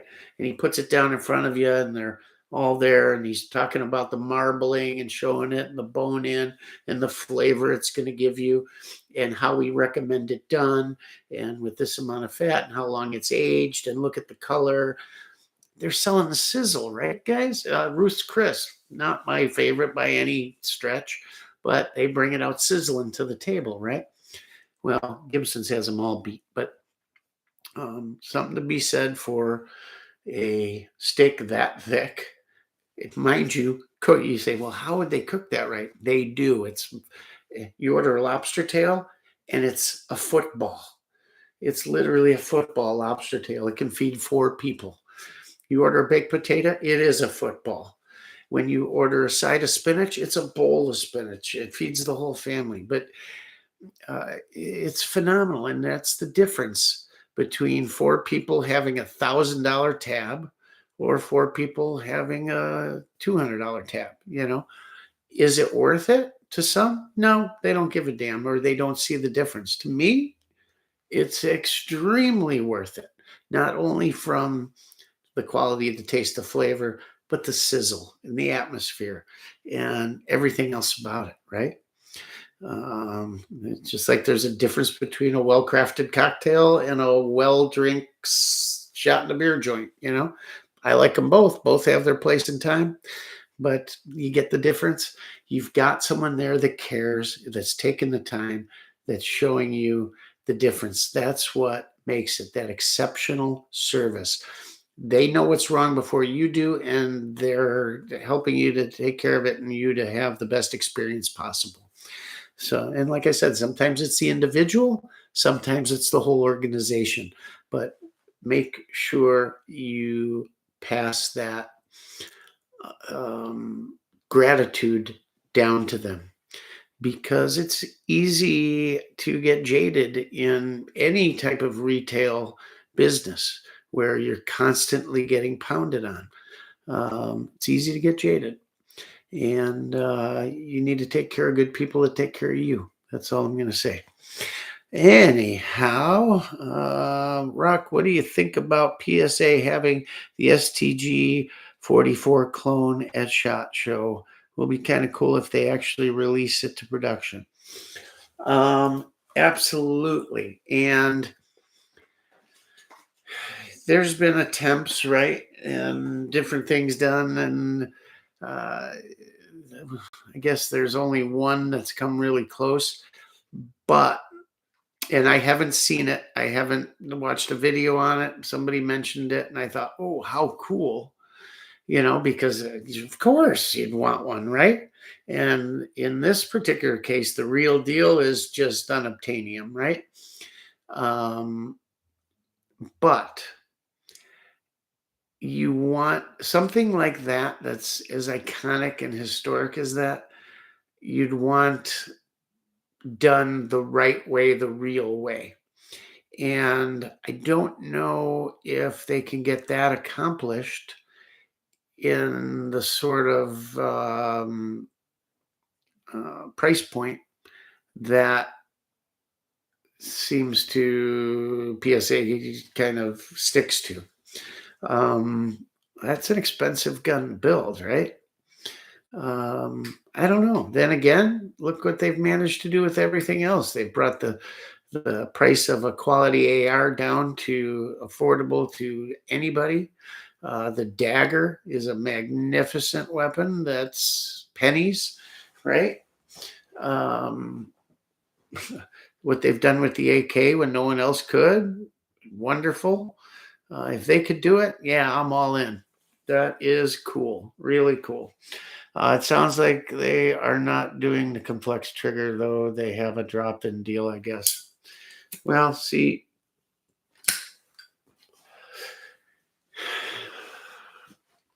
that's part of it, I guess, to someone that's likes, I always want as I don't like copies. I don't like clones. I will always want the real deal if possible, like we all do.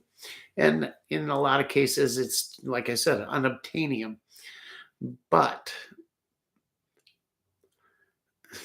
I don't know. I guess we got to see what comes of it, right?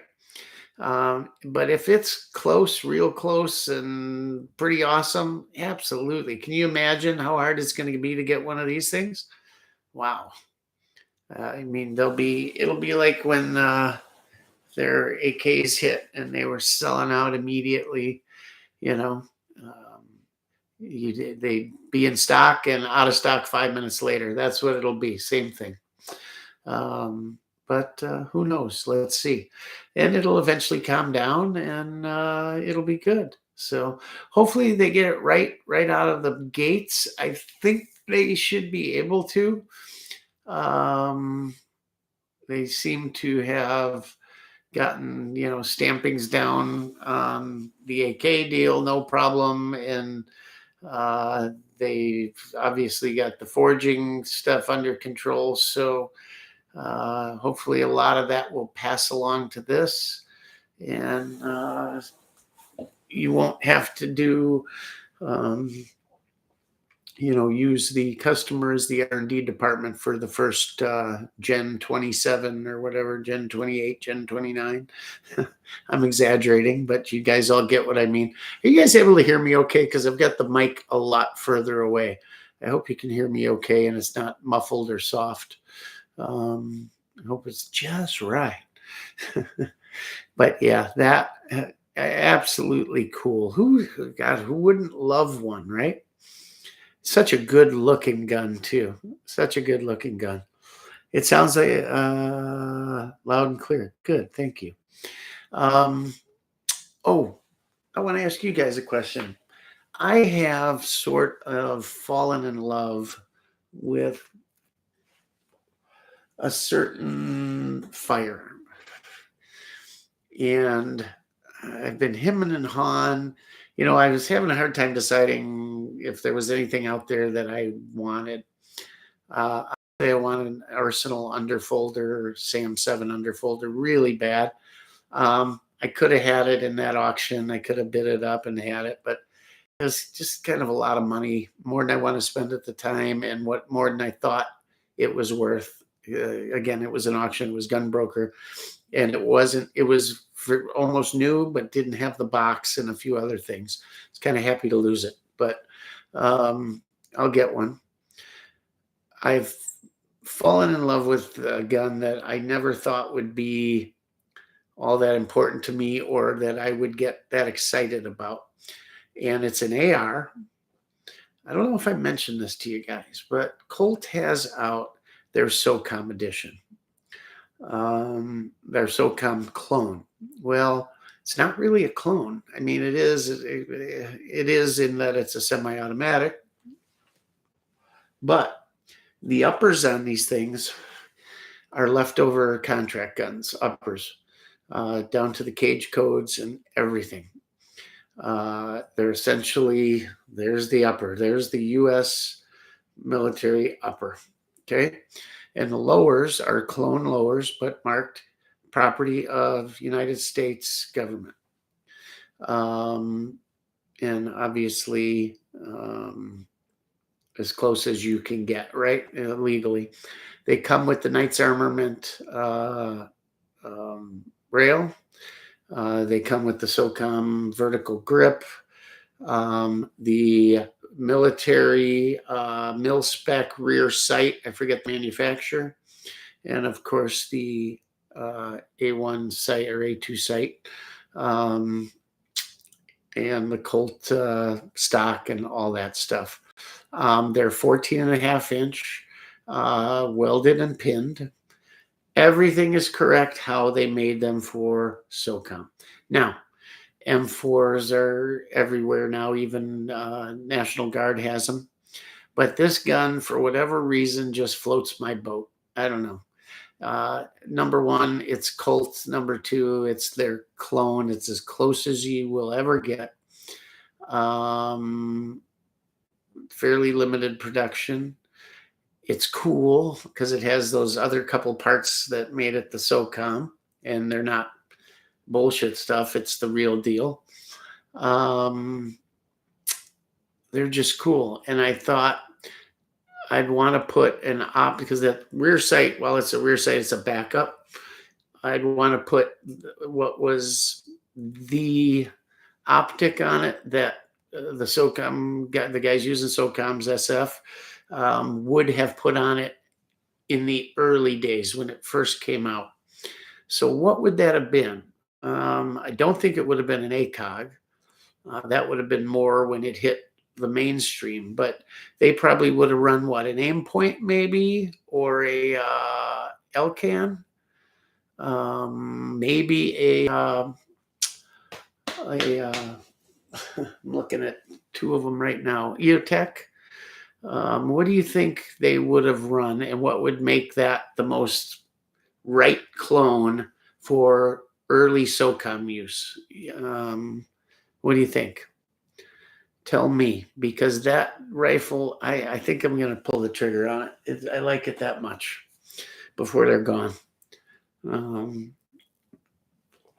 And price-wise, they're not bad. They're like $1,500, $14 maybe, somewhere in there.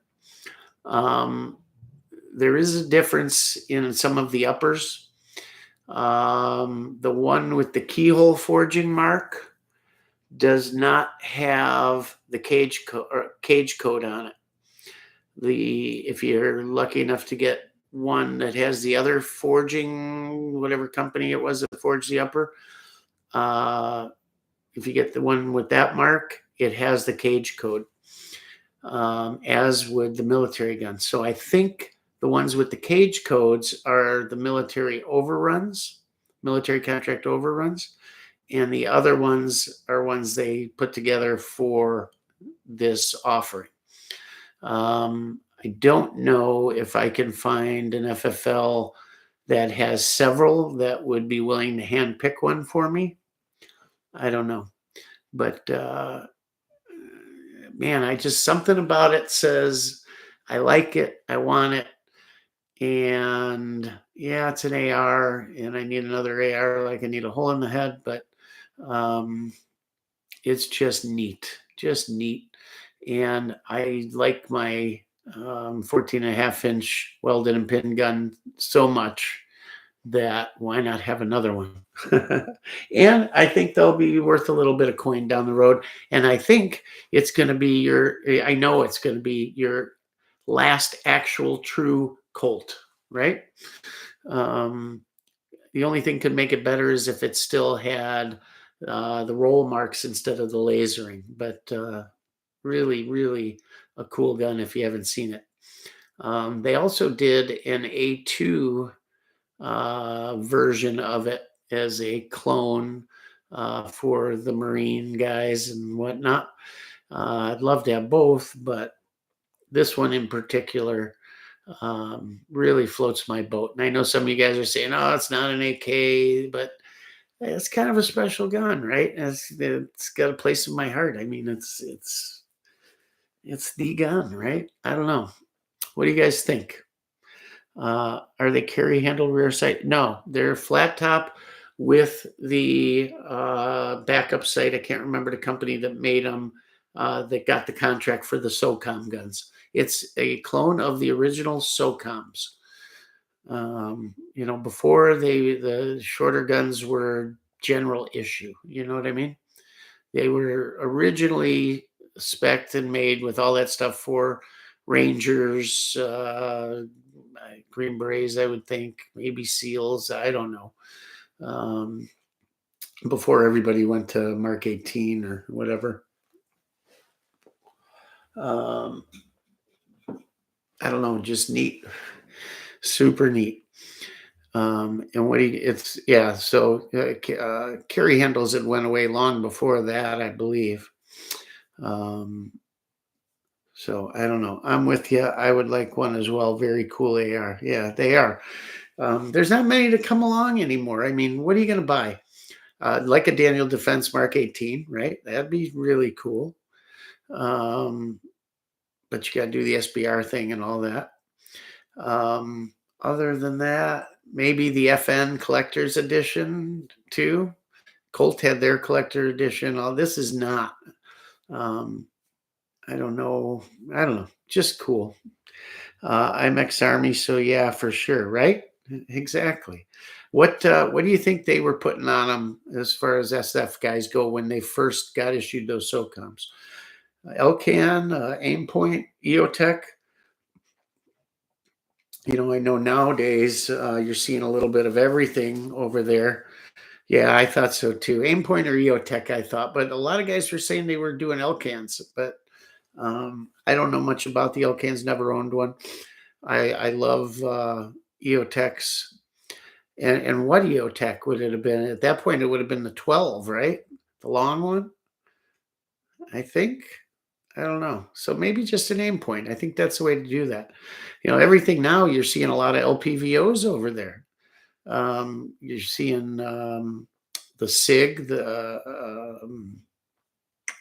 what's that top of the line one, the brown one? Yeah, the 512. I've got a 512. I could easily put my 512 on it and not have to spend any other money. But mine's one of those original ones that it's having some problems. I could send it back. Probably wouldn't fix it under warranty, but probably wouldn't cost me a ton either. It works when it feels like it. And I always liked those. That was what I put on my first M4. My Stag Arms. That was at that point I had, what did I have? I had my Yugo M70 AB2. I had my Wasser. I had my Yugo SKS, a bunch of Mosins, and what else? My shotguns, my other stuff. But as far as once I got into collecting and military collecting, that was the next gun I bought. It was my Stag Arms. It was during a scare, whether that was Obama scare or one of them, I don't know. About 17 years ago, I think, maybe 15 years ago. And they made a big deal about the new Stag coming out. It's like our original, whatever they call it, the 15 Sport or something like that. They reintroduced it again. but this was one of the original ones. And let me tell you something, this gun is truly built to mil spec, that Stag, um, down to how they did the sling loops on it up front, the bayonet lug, everything.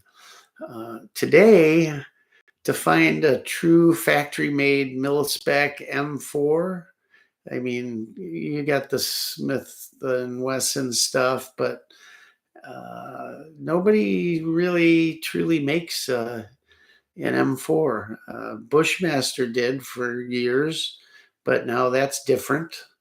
But I hear those are pretty good too, 512 DB Cooper, I think it was an aim point comp M2. And well, they had choices then too, right? So you saw them put together a few different ways, but early on, so you guys probably know better than I do on that. Really wasn't an AR guy until recently, and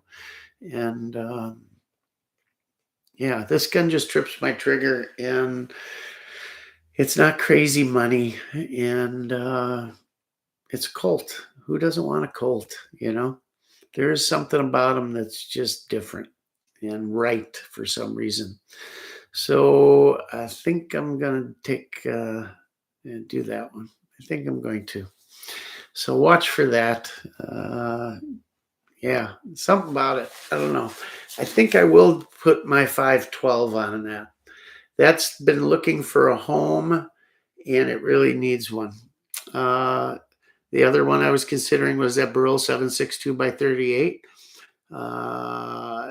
Dan Dude got one a few days ago. Wish it was 556, but that gives me a reason to get a second one. And while I love 762 by 39, I love it. That's my caliber for an AK. Just is. However, I love my Arsenal 556, and I can't wait to have that right.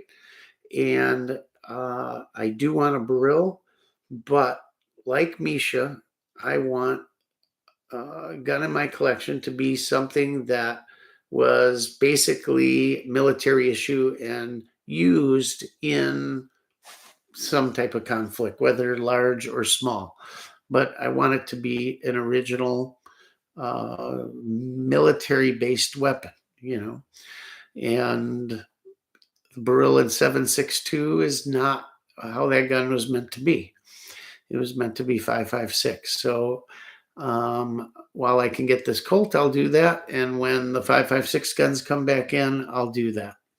I qualified with a carry handle A2 before the M4.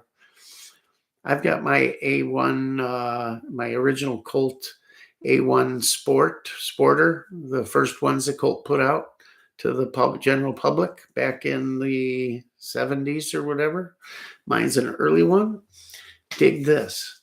Serial number under 10,000. How many Colt AR-15s have been made over the years? Millions and millions and millions and millions and millions. And mine is under 10,000 serial number. Shot very, very, very little. Just a perfect gun. Love it. Love it. Love it. Did a video on that one. Maybe we'll have to break that one out again. What do you think? Need a 512 for that Beryl too. Yeah. Is that what they put on them mostly? I don't remember seeing. I mean, I love the optic rail. That's why I want to get a Beryl. I just think that's what makes it unique. Yeah, that is a great piece. It's got, the old style buffer, the original 3-prong flash hider, all the right stuff. It's just perfect. The handguard is impeccable. The stock's impeccable.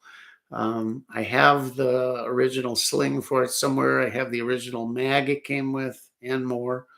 Those were just 20 rounders, The only thing that could make that gun better is to find an original optic for it. And I don't know what those go for these days, but that'd be kind of cool. But I don't know that I'd put it on. I just like it the way it is. Super, super cool. No forward assist. You know, forged in, not a flat top, forged in carry handle, and all of that stuff. Just a cool gun. The screw on the pivot instead of the pin, all that good stuff. So really, really neat gun. And that's kind of why I want the SOCOM gun. It just kind of fits in there. I'd like to find an A2. The last one's Colt's putting out now. That'd be cool. And to me, that'd be good enough, kind of, you know. Got all the clones then, the real clones, right? All built by Colt too. So kind of cool. Just want to see what you guys thought about it. I knew the Army guys would, of course, jump at it. We'll see. I don't know if I've settled aim point or 512, but either way, it'll be pretty cool. And I can't wait to bring it to you. I think it'd be cool too to shoot in service matches, which my new club has service matches from time to time. So, well, but A1 would be kind of cool to shoot in a service match, right? But that gun's like 1 in 12 twist, I think. So 55 grain, fine, right? Yeah, interesting. And then maybe wrap it up with a Daniel Defense Mark 18, something like that. I don't know. See, I told you, we talk about ARs too. We talk a little bit about everything. Yeah. What else you guys got? Any questions? I don't think I missed anything. I don't know where Joe went. Joe was here. Let's see. He was here. Where did he go? He must have fallen asleep on us. For those of you that just jumped in, we're going to bring you a tabletop review on the Black Arrow, Zastava Black Arrow. Don't think we're going to be able to shoot it, but get a tabletop for you. Thanks to Mr. Krebs, and we'll get that done. I'd love to get a live stream going with them. Maybe we do a live stream when we're out eating pizza and drinking beer. That'd be kind of cool, wouldn't it? Anyhow, we'll see what we can do. It's kind of hard to do a live stream by him, like on a Saturday or something, because there's just too much around to play with, and we'd get the stream shut down or something, you know. But yeah, a lot of cool stuff. Oh, I started to tell you about the new product I wanted to talk about. And hopefully, if this realtor thing doesn't go too long tomorrow, I will be able to get out. And it's made by Caldwell, whatever it is. The shooting company. They sell shooting accessories, and they do the lead sled and all those other things. Well, I got I don't know if it's called a brass hound, but it's a brass picker-upper. And it looks like a wire football, like a whisk, like a kitchen whisk on a broomstick adjustable roller. And you roll along, and it picks up the brass. When it rolls over a piece of brass, the wire stretches, lets it pop in, then closes behind it. It's I've been kind of just practicing with it in the shop, and once you get so many in it, not a lot either, especially 9mm, it'll take one in and let 3 out.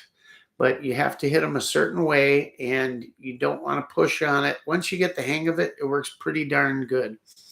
And boy, that's going to help, because I was talking about we are out of brass.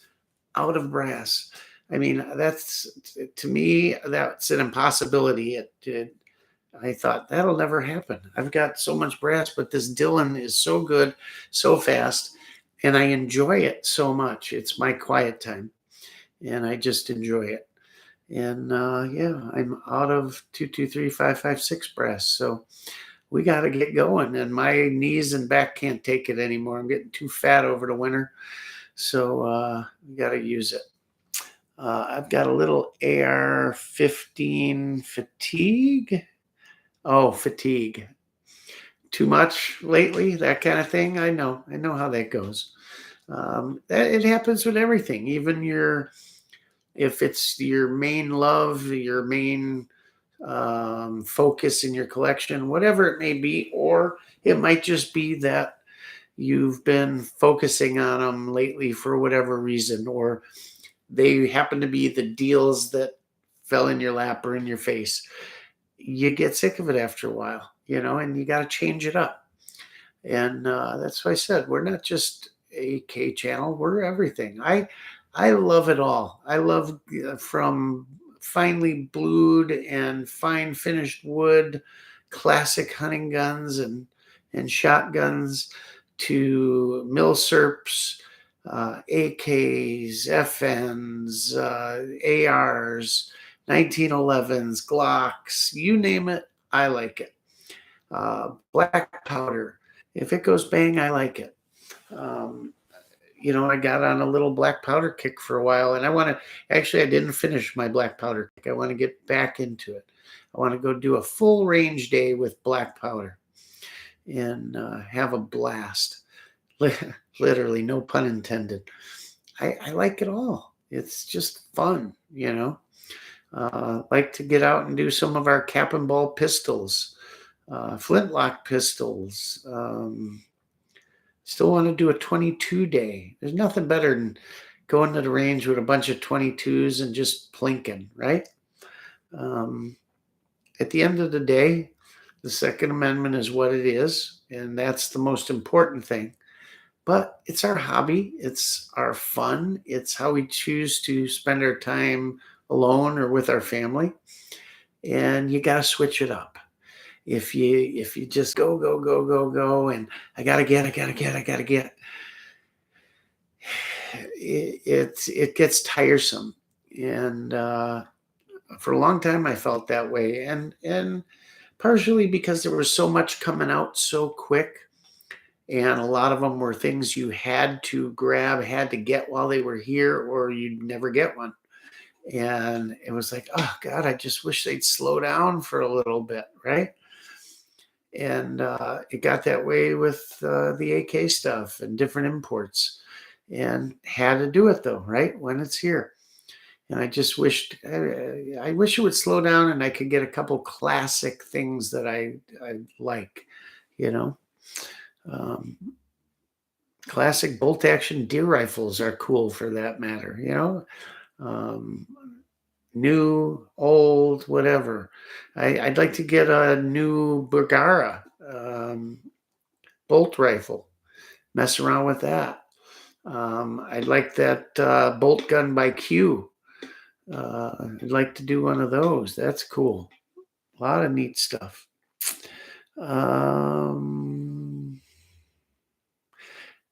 Yeah, you're right. 552 is more correct on that. Those early SP ones are worth some good money. Yeah, they are, but not as much as what some of the AKs are doing these days, man. But those are going to drop too.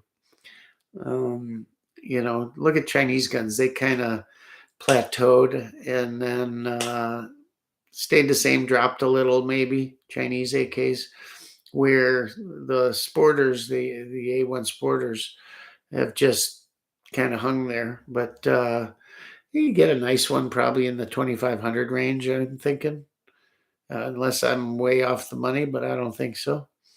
I don't know. The Nigerian army bought a bunch of barills in 7.62 by 39 and 18. Misha did a whole video about it a few weeks ago. Yeah, but I don't know. Again, have they been used in a conflict or a war? I don't know. I don't know. Well, we'll see how this brass picker-upper thing works. And We'll bring you our Rockford Ordnance side-by-side. And we'll bring you the Black Arrow. We'll bring you some Krebs reviews on accessories and hopefully that core rifle. 1,800 sure is a good price for that. Just a lot of neat stuff coming up.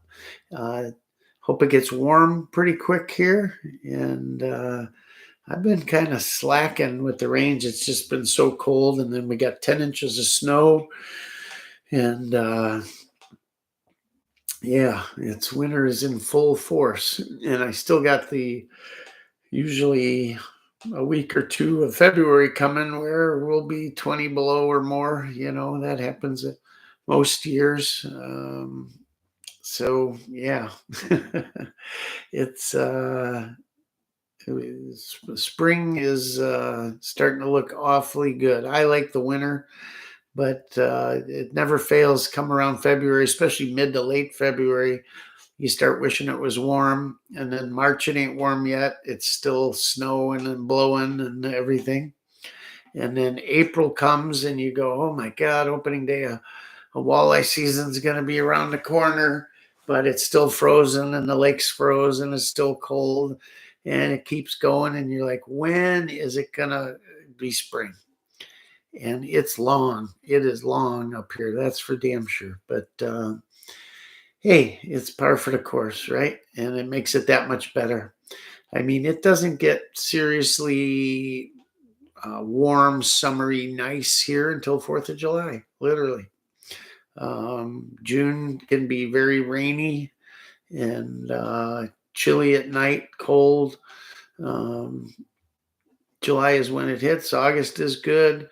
And then the dog days of summer hit the fishing and that starts to suck. And then you start heading to the range and it's deer season, you know, and do it all over again. Short seasons up here, but the winter is good for reloading. You never run out of ammo, that's for sure, because you're always got so much time in the winter to reload.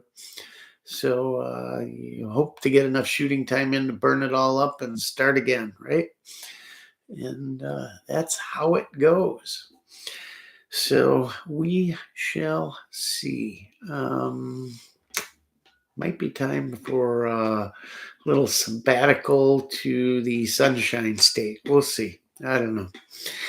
Anyhow, anything else you guys got to talk about? Nothing beats shooting steel case and a magnet.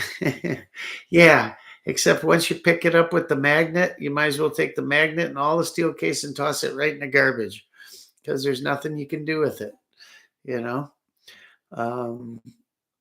I did meet a guy, my Bulgarian friends that I haven't seen in a while.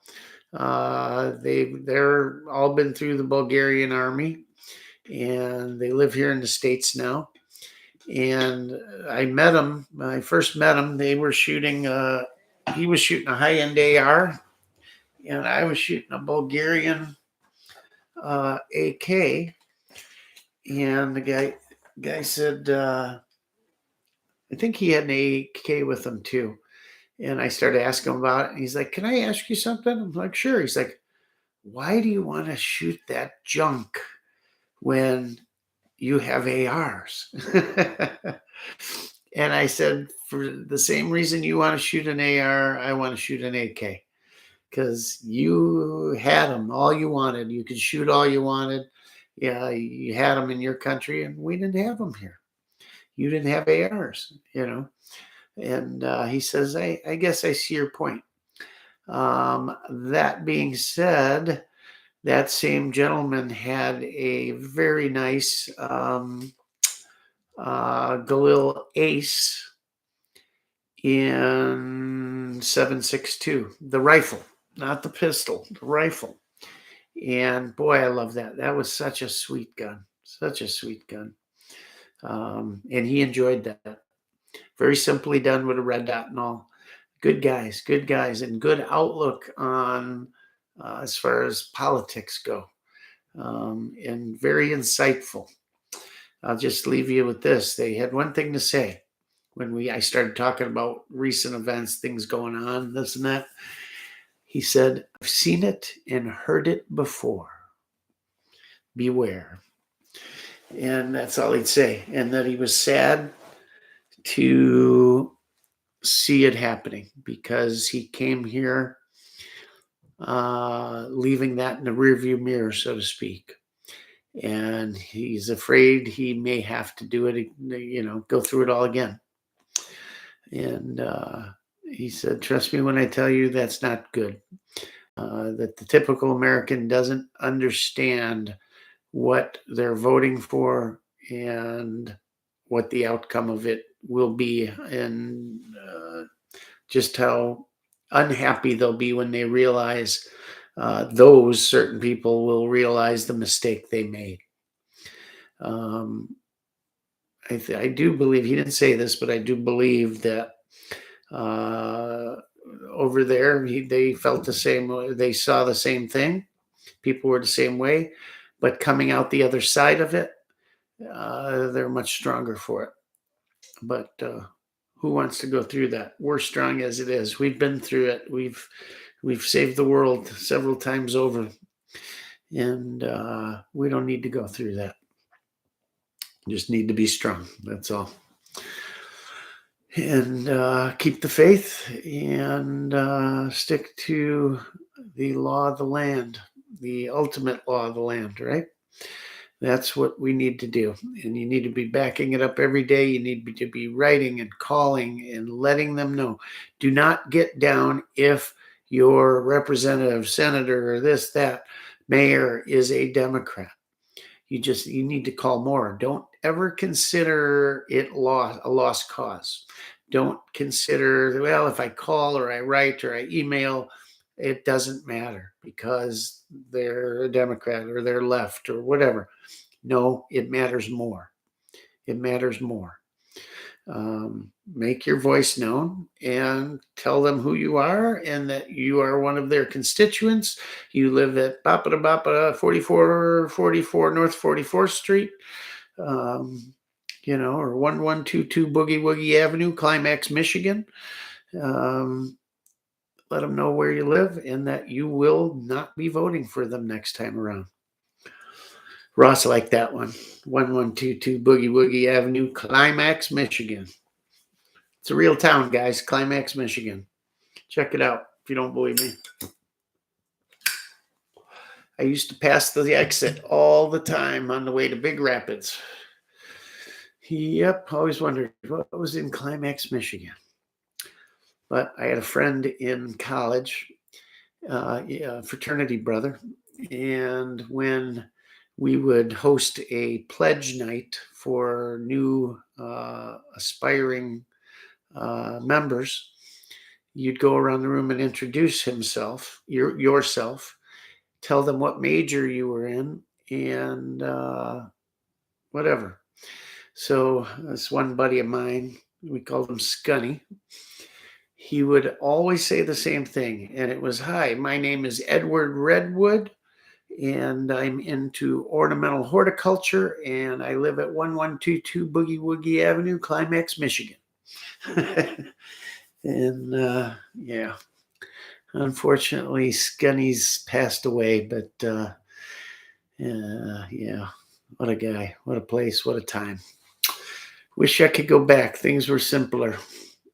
What part of Florida do you visit? I'm here in Florida. Cape Coral. Cape Coral. The Cape. The Cape. Yep. Isn't that where all Midwesterners go? There, Sarasota, right?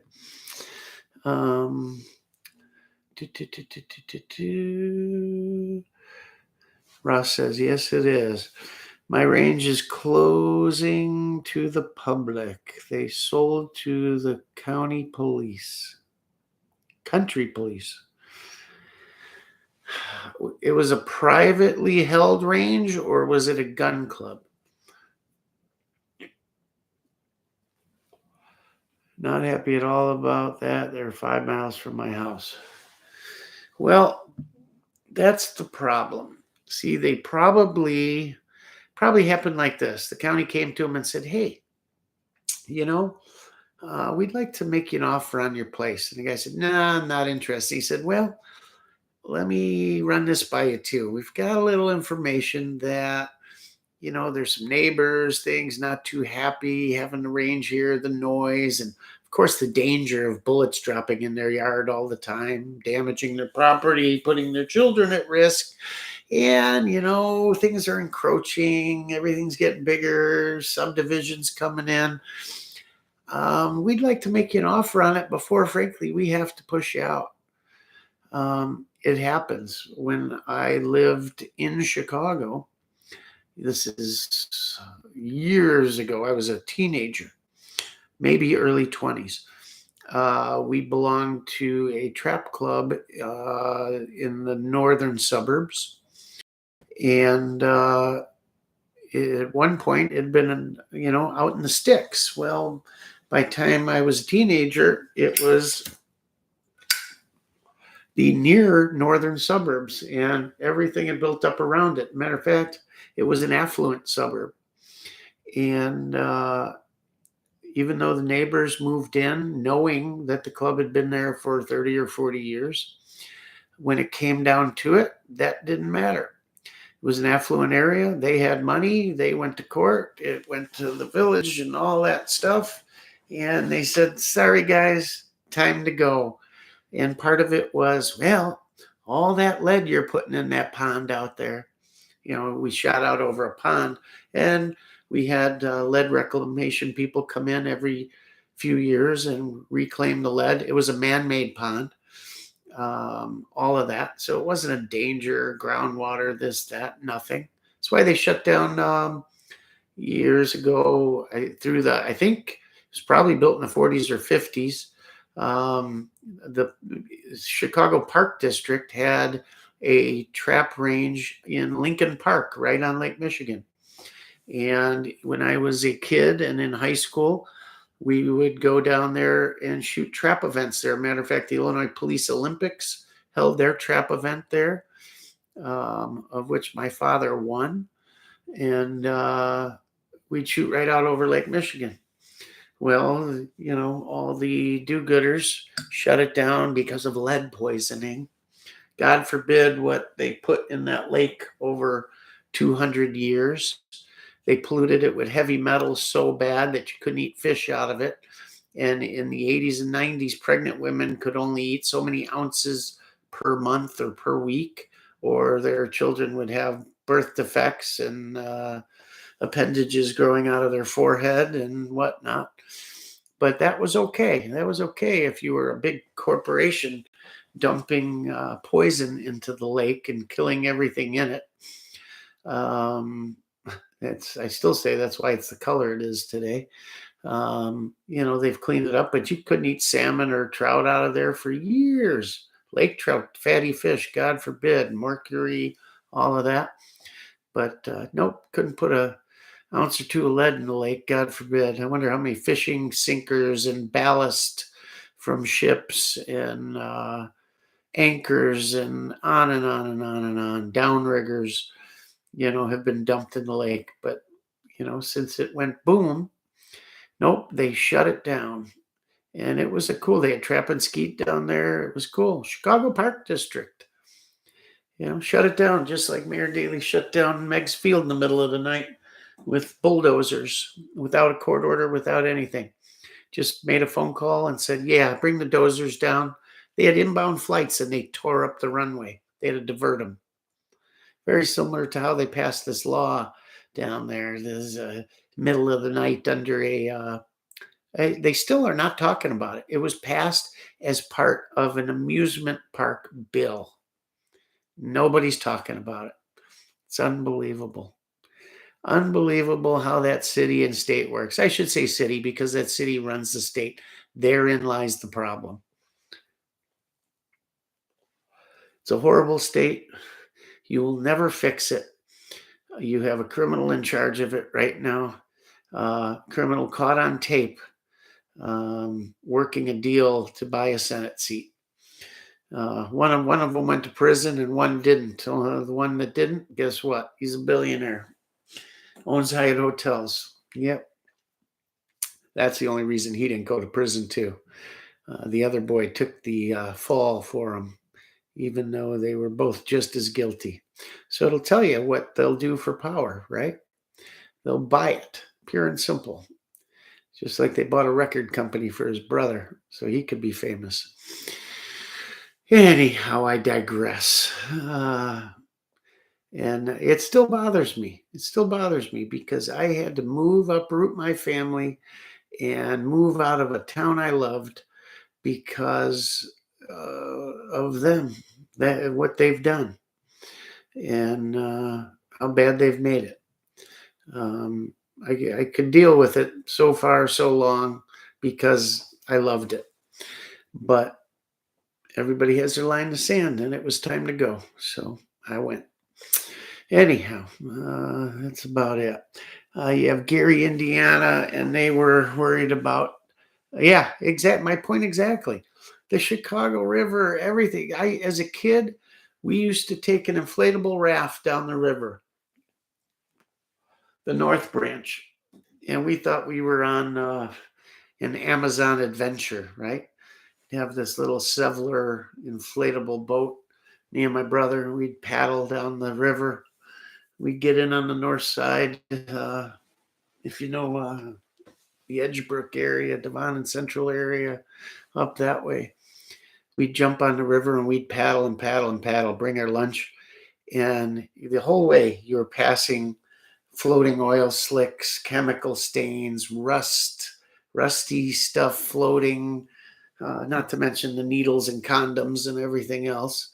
But you didn't care, you were a kid. And God forbid you fell in, you'd probably come out glowing. But yeah, they didn't care about any of that. All the companies on the north side dumping into that river, steel manufacturers, every type of thing under the sun, dumping chemicals in. Mercury was the big thing for years and years and years. Not to mention how many ships went down, what kind of cargo out there, airplanes, everything else. But yeah, they just dumped right in all kinds of chemicals, waste, everything. They have years, even nowadays. I don't know. It's been a bunch of years since I heard about it, but probably no more than 10, where they'd close the beaches every summer because the fecal matter parts per million were too high. So you'd get sick or salmonella or what do you call it? Just swimming at the beaches. Yeah, Chicago, great place to visit. Well, when I was a kid, it was a tourist attraction. You had all the big stuff. Not anymore. They've destroyed it. Absolutely destroyed it. The people in Water Tower Place don't want to be there anymore. They're walking away from their leases. Michigan Avenue, you could walk down that street at 3 a.m. and not be bothered. Not anymore. You'll get killed, period. It was a safe city when I was there. Yeah, I've never seen anything like it. I used to be proud to be from there. Always proud to be from there. Not anymore. Now I'm proud to say I escaped. So it is what it is. And the same, I'm sure, goes for people from San Francisco and on, and beautiful cities like Seattle and Oregon and what they've turned that into. And don't think for 1 minute. You say, why? Why do they do that? What are they thinking? What's happening is exactly what they've planned. They've planned this. That's what they want to happen. It's going perfectly. They consider themselves geniuses for working the plan and getting it to where it is, and everything's going just right. It's all going the way they want it to go. So yeah, they're happy about it. It's not what are they thinking. It's they can't wait. They can't wait. You're the target. You are the target, my friends. Your way of thinking, your way of living, your family life, you are the target. You are what is standing in the way. Just remember that.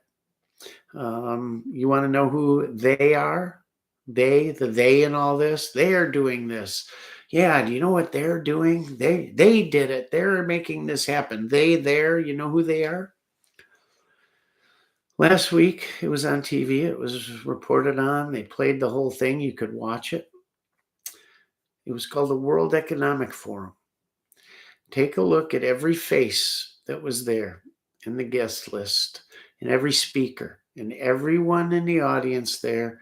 Everyone there is they.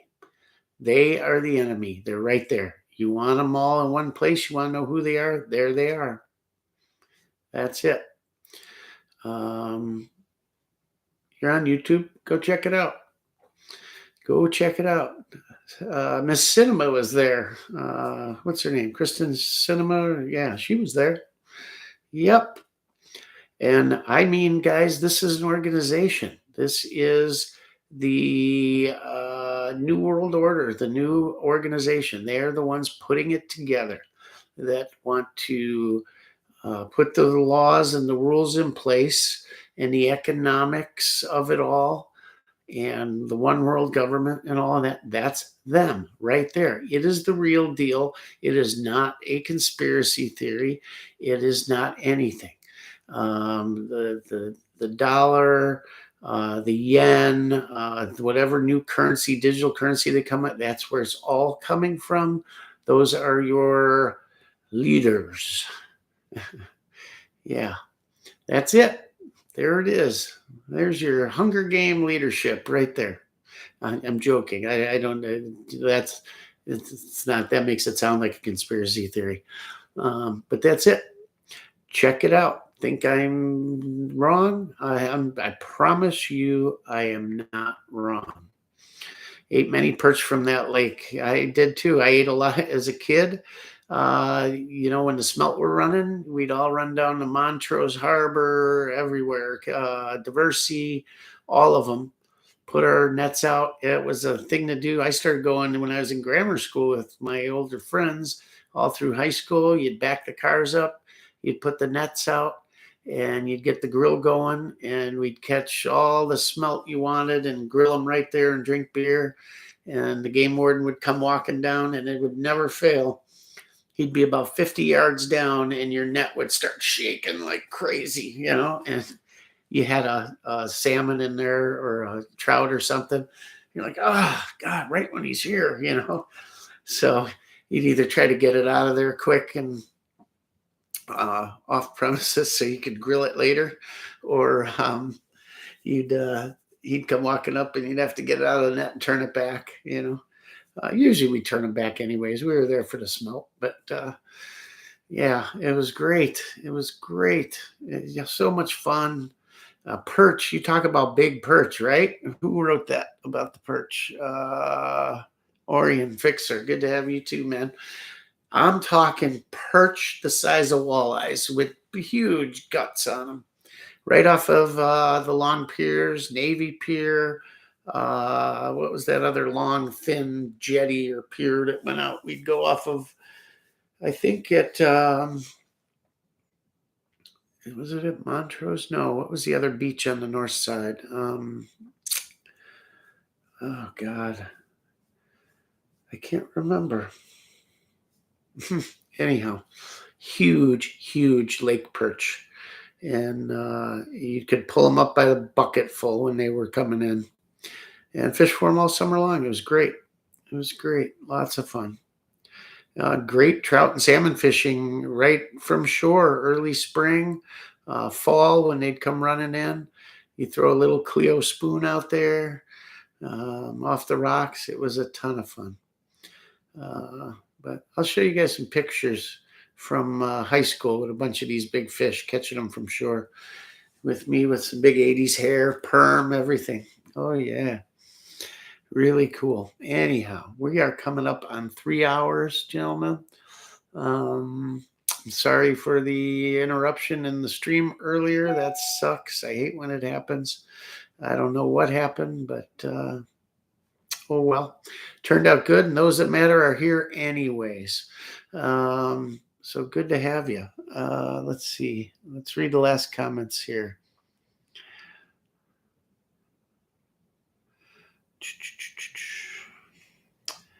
Let's see. Yeah, Gary, Indiana, ate many perch. Private range, 100-yard indoor. Oh, indoor. I don't shoot at indoor ranges. Never have, never will. Once in a rare while, like the other day, I went with a friend, but I hate indoor ranges. I'm not a pistol guy. I'll shoot pistol, but just enough to keep good, keep trained, and I do it outside as part of my normal rifle shooting. Um, because it never fails. If you're in an indoor range, there's range Nazis, and there's all the rules, and there's the other people. And frankly, I do not want to be in that close proximity with your average indoor range goer. I just don't. I think they're, in the best cases, they're dangerous as hell. I've seen way too many ridiculous, retarded things happen at indoor ranges. I had a friend I worked with, was new to guns, but had shot a little bit, got a new pistol and said, come on with me to the range at lunch. We went over to the range. I stood out in the viewing area, thank God. I saw it coming and I tried to stop it, but he took a few shots. It jammed. For whatever reason, he backed up from his shooting cubby and was, doing one of these and pointing it down. And all of a sudden, boom! I was trying to get out the one door to the other door to stop him. And it went off in the ground, took a chunk of cement out right next to his foot, and I guess proceeded downrange. I had a video of it for a while. This is years back, probably 10 years ago, maybe. And he turned white as a ghost. And you know what? A range officer didn't even come out. Didn't even come from the other side of the range or the room he was in there watching the cameras. Nothing. Never came out. And I was about out the door. And at that point, when it did, he freaked out and put the gun up on the thing. And I stayed out. I didn't want to be anywhere near him. Didn't want to be associated with him. Didn't want to have employees there see that I was with him. And it just goes to show you how quick and how dangerous. Anybody at a cubby next to him had that round ricocheted the wrong way, or for that matter, God knows, God forbid, something bad had happened. But it can happen that easy. And I don't want to be in that close proximity. I want to be outdoors where there's some space. And if something stupid's going on, I can see it quickly, be aware of it, and just leave if I have to, or correct it, or at least maybe go to a different range on the property or something like that. But no, thank you. I'm not an indoor range guy. The owner has cancer, wants to retire. So $22 million for a range? Well, I can't say I blame them. There ain't an indoor range in the world worth $22 million. I mean, 100-yard is a good size indoor range, and I know what it costs to build a range, the ventilation and air purification and all of that stuff. But even so, 22 million. How in the hell? Well, it's a government buying it because there ain't a private company or investment firm in the world would look at the numbers probably and say, hey, this is a good investment. I don't know. Is it in a major large city? Maybe in a large city you could get that kind of traffic, but Christ, you'd have to be open 24 hours a day to make that pay. I'd like to see the numbers and how they came to a valuation on that. That's crazy. Hey, good for him. Good for his family. I guess it's $22 million less they have to spend on eradicating the Second Amendment. I don't know. Although it does take yeah, I don't know. Wow, that's impressive. Huh. Interesting to see the county meeting on that one. Wow. I wonder if he'll ever get all his money. That'll probably screw him out of that too. Who knows? Anyhow, guys, it's been a slice. We are almost coming up on 3 hours, and that's a long time because my leg is killing me. It's cramping up on me. I can't move the right way to make it stop. So we will switch over to, it washes it all out. Anyhow, my new sign is cool. I hope you liked it. Well, I'll have to try and see how I can make it look better on camera because it's doing it no justice right now. Trust me. Anyhow, thank you much. If you have any questions, concerns, you know how to contact me. My email is on, you can get it from the website or from YouTube. But it's rockfordordnance@gmail.com. You ever got any questions, want to get a hold of me, all that good stuff. And yeah, always willing to help. Keep an eye out for the Krebs teaser, and you'll see our Black Arrow video coming out. Then we'll do some other Krebs stuff. I think you will certainly see the Colt SOCOM AR-15 clone soon, and we'll get you a video on that. Stay safe, guys. Stay legal. Don't get jammed up. This too shall pass, and just know that it's working in the right direction. Make sure you are giving a little bit of money, whatever you can, to GOA. They're doing a phenomenal job. Help them to keep up the good fight. I'd rather see you give them money than give it to the channel. I really would. But we appreciate everything you guys do. And I think you'll see a little more action on Instagram too, because Mrs. Rock is, she came to me the other day and she said, you really need to get active on Instagram. Don't you know how to do this? And I said, no, I know how to post a couple of pictures. So she's pushing me to do that and going to help me a little bit. And maybe we'll see some shorts and some other stuff. And frankly, we got to take advantage of shorts on YouTube here too. And we'll keep you entertained a little bit. Okay. Maybe some of the funny stuff. I don't know. That's about it, ladies and gentlemen. Anything else you guys want to see, you let me know and I will bring it to you if I can. So have a good night. Check out the channel. Go watch a couple videos that you haven't seen before. Share them. Please like before you go. Make sure you like this stream. I know we had more than 11 people in here. So go in there and hit the like button real quick. If you're not subscribed, please subscribe and hit the bell so you get notifications. Come on, guys. Make sure you hit that like button. Thanks again. And as always, Rockford Ordnance.